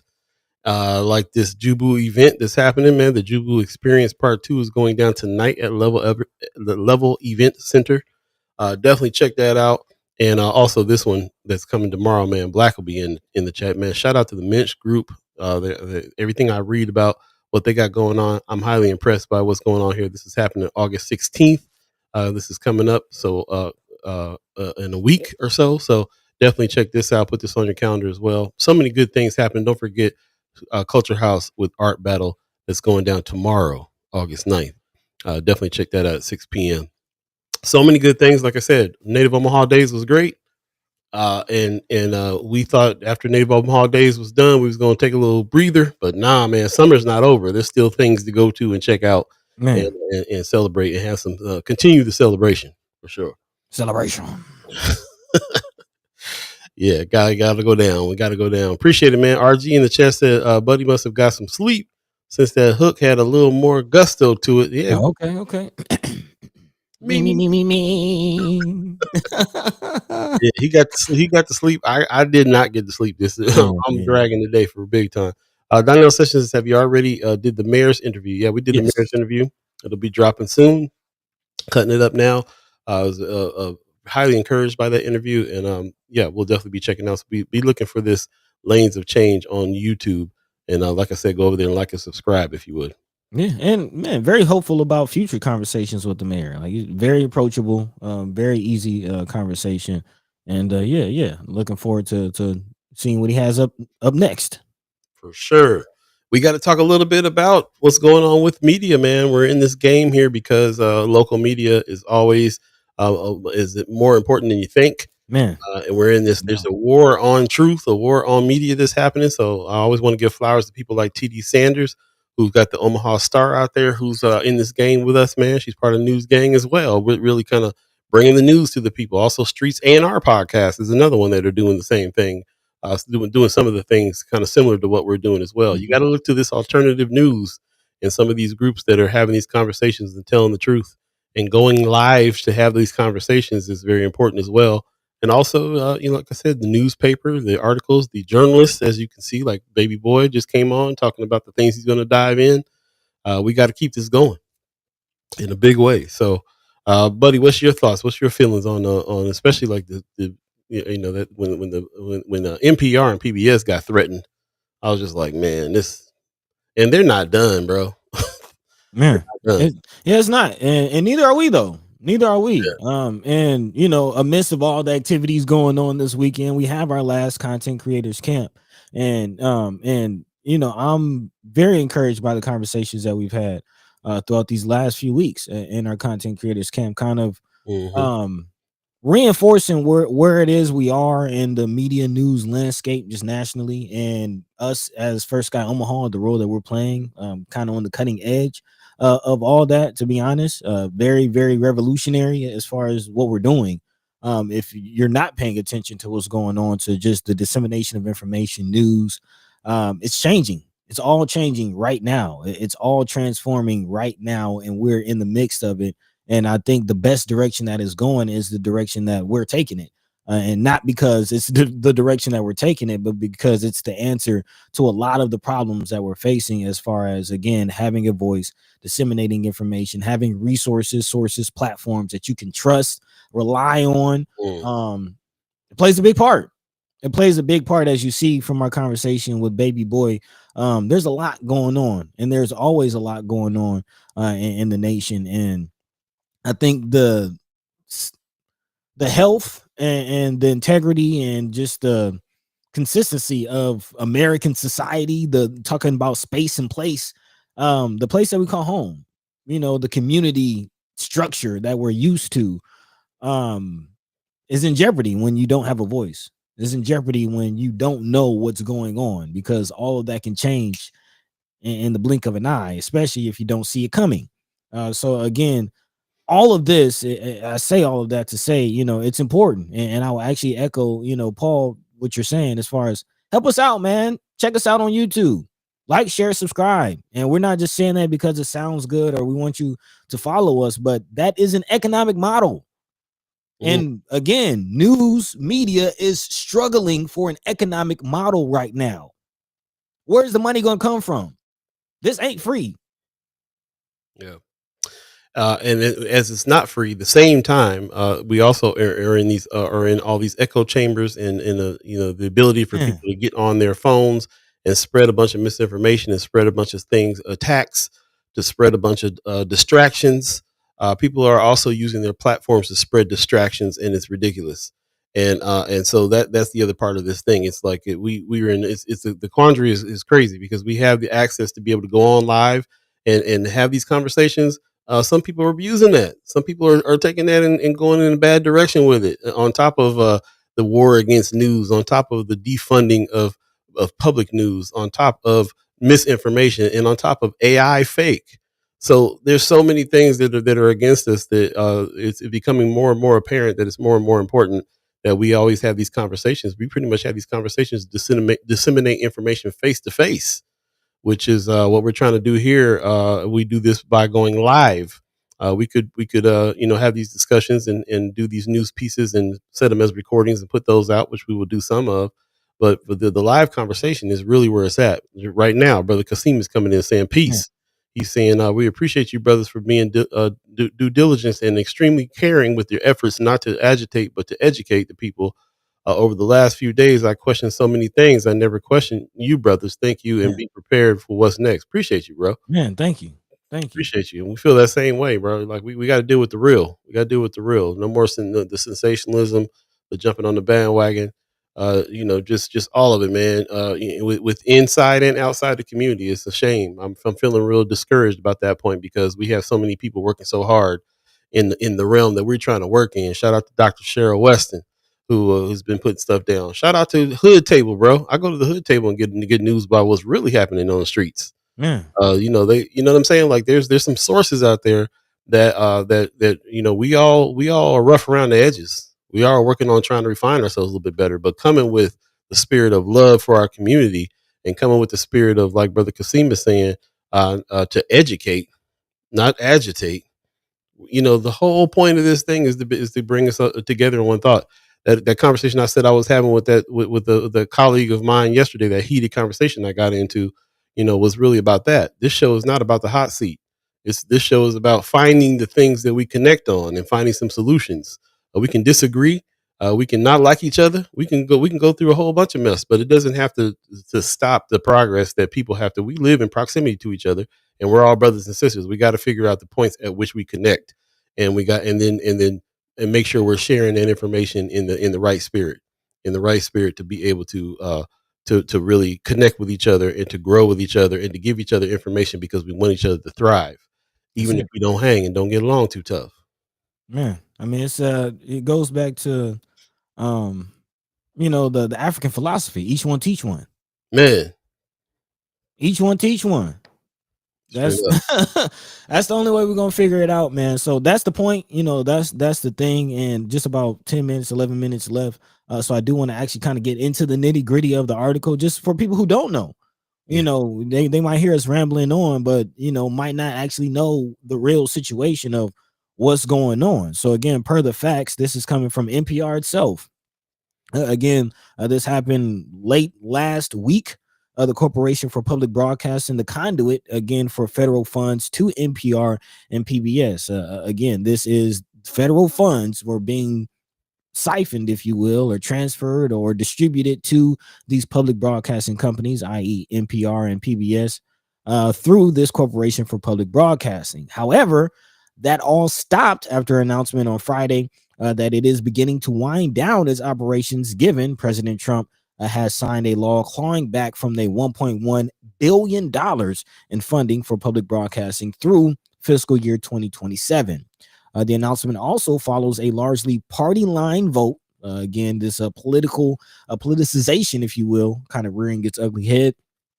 Last month, that approved the cuts to public broadcasting as a part of a $9 billion rescissions package requested by the White House that also included cuts to foreign aid. Again, we've been talking about this on this show for several weeks, kind of knowing that this was coming down the pipe, and now that it's actually here, trying to respond. What does this mean? Again, a lot of questions about people's favorite programs, i.e., Tiny Desk. You mentioned Sesame Street.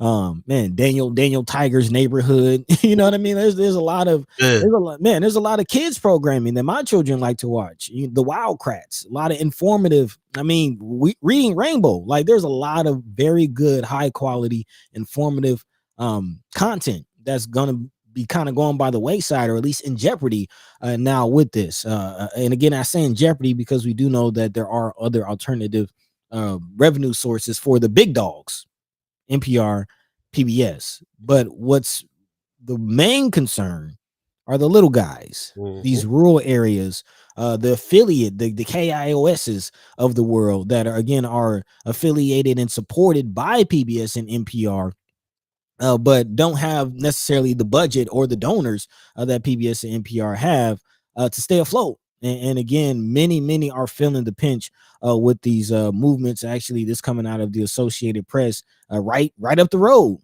in the Midwest, coming out of Illinois.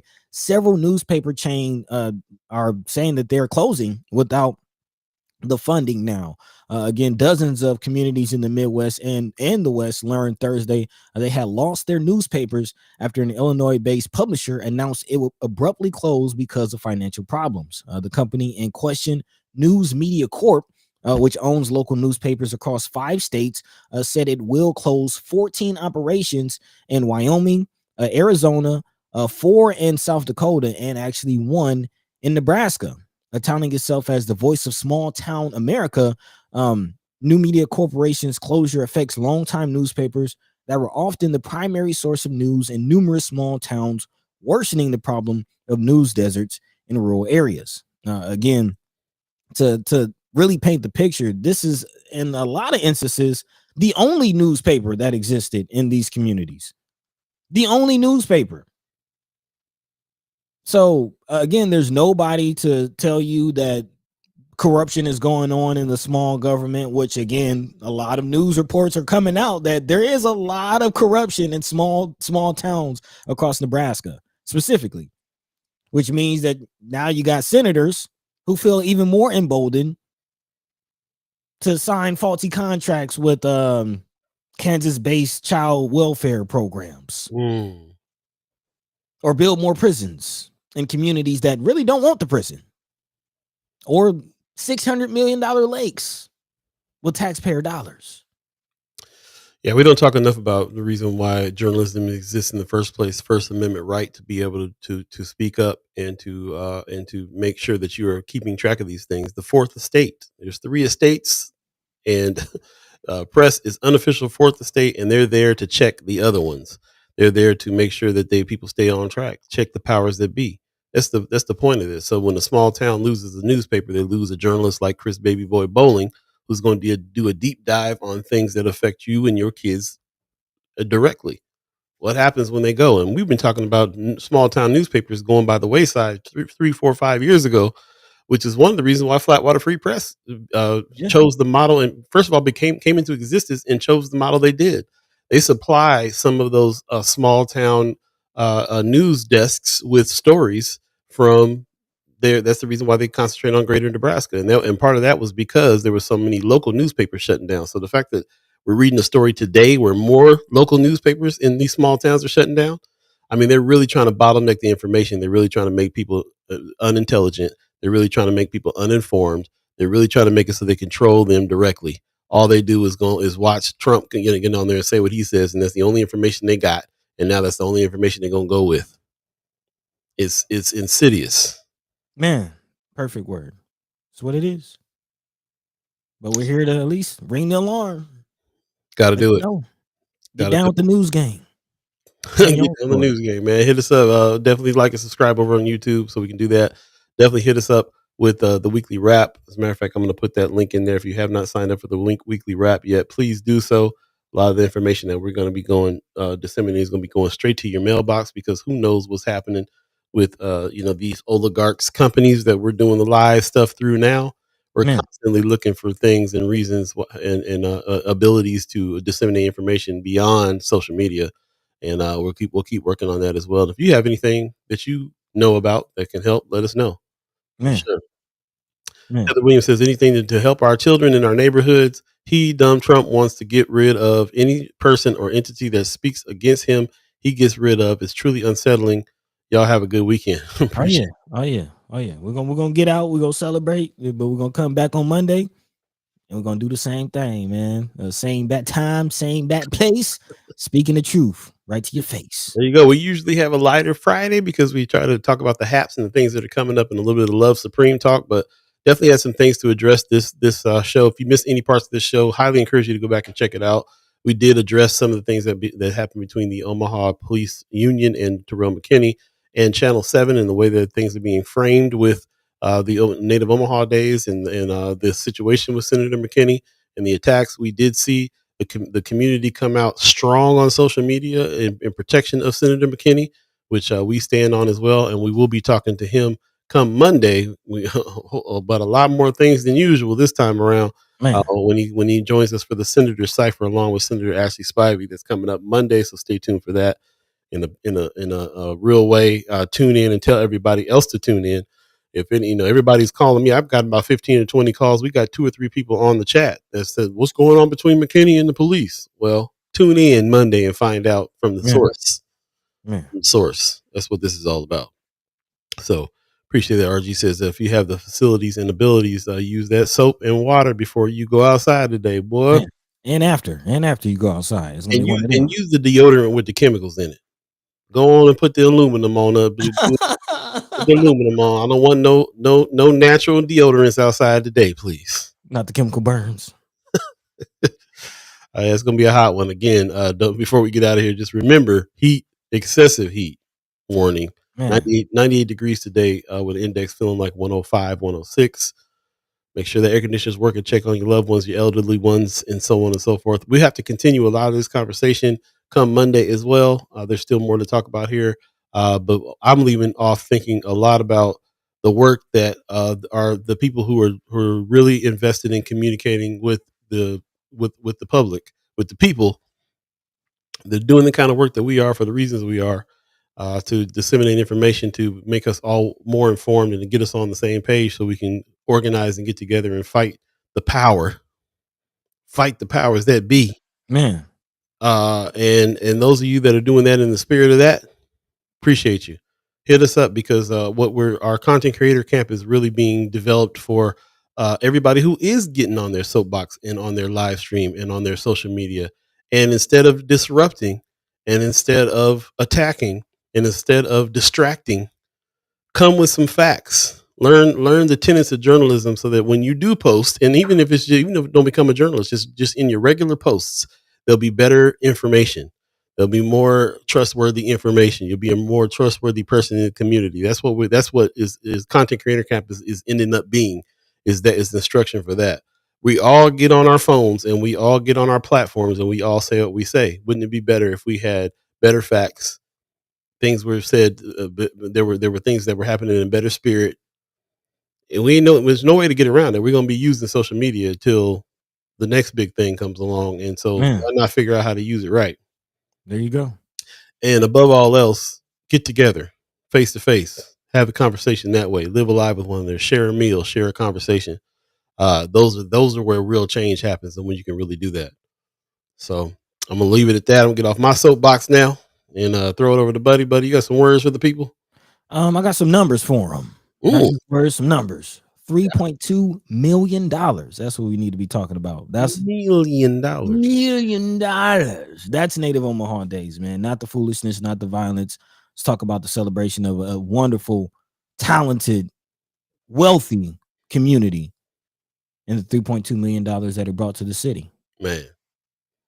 And with that, catch the same time, same place. There you go. We're going to have somebody on from the Empowerment Network soon in the next couple of weeks, from what I understand. And we can talk about some of those things. Where did the money go? What is the money for? Who made the money? If you were a vendor, then you made some good money. Let us know. If you were a proprietor of an event space and you made some good money, let us know. We'd love to hear the success stories about what went on with Native Omaha Days. We can talk about the love all we want to. We can also talk about the money that was made and the success. So that's more of the story all the time for me, and I want to hear more of it. Please let us know. You can hit us on firstsky.omaha@gmail.com. Hit us directly that way. You can go on YouTube and drop stuff. Go on our friends page, Friends of First Sky Omaha, on the group page on Facebook, and let us know too. Love to hear all about it. For sure. Anthony Rogers right in the chat says, y'all got to be ready to do this show from an undisclosed location. The way things are going, I think the show would be received well in Cuba. Some things have crossed my mind on how to get this done. Remember, we started with Mind and Soul Radio in the basement of the Malcolm X Memorial Foundation, and a year in, somebody was banging on the door. I hear you guys in there talking bad about Trump. Militia groups hitting us up. Yeah, that was 6, 7 years ago now. So I mean, yeah, we've been anticipating a lot of this, and one of the main things we can do is keep track of each other via email, because that is decentralized, and you can get your email, and we can disseminate information that way and talk back and forth. You can hit us back up on the email as well. Got to do it. So yeah, we're always setting up for that, bro. You never know. Never know. Appreciate y'all. Now you laughing, but we serious. Yeah, we know. Every time we get on this platform, we think about it, because there are monitoring spirits out there, and we do live in the center of a red state, and in the under this current regime, and I'm getting ready to do some traveling, and I got to go make sure my phone is dumped before I get on the plane. So again, this is why we say news gang. This is why we say news gang. There's very few things that are more gangster than telling the truth, man. Straight up. And we just drop the mic moment. We're gonna get on out of here. Appreciate you. Pops in the chat. Where did Pops go? He said, "Great show. Please have an excellent weekend, and we'll see you on Monday, Lord willing, and the creek don't rise." Hear you, Pops. Appreciate you very much. Appreciate you always coming through. Shout out to Pops. Shout out to all of you. Shout out to Omaha Tribe elders for allowing us to be on this land and speak while you're here. Shout out to our elders for allowing us to speak before you, and shout out to you, the chat chimers, allowing us to speak with you. I especially really appreciate the information that you brought today. Chris Baby Boy came on here, and he had some notes to take over the knowledge that our chat had on the subjects that he's working on right now. So shout out to y'all for being experts in your field and sharing your information with us as well. And just shout out to everybody who is who's not trying to be on this distracting, controversial, weird stuff. Like we're here to try to find some unity. We're here to try to get together. We're here to try to find some answers, and we're here to try to love each other. Yeah. Anybody got anything else to do besides that? I'm not with it, bro. We don't want no hot seat on here. We want some togetherness. That's what we're gonna keep doing. Appreciate y'all. We'll see you on Monday again. Don't forget, Monday is gonna be hot because we're gonna bring on Senator McKinney with the Senator Cipher, along with Senator Ashley Spivey. Put some respect on their names. They're going to join us for the Senator Cipher on Monday. If you have any more questions, don't hit me up over the weekend. Ask me nothing else about the police department and Senator McKinney. Save your questions for Monday so you can ask the source directly. That's what we're going to try to do from now on with everything. So that's what's up. Appreciate y'all. Appreciate y'all, and take care of yourselves this weekend. Don't forget, man. Keep that air on. Keep cool today. Man. Peace.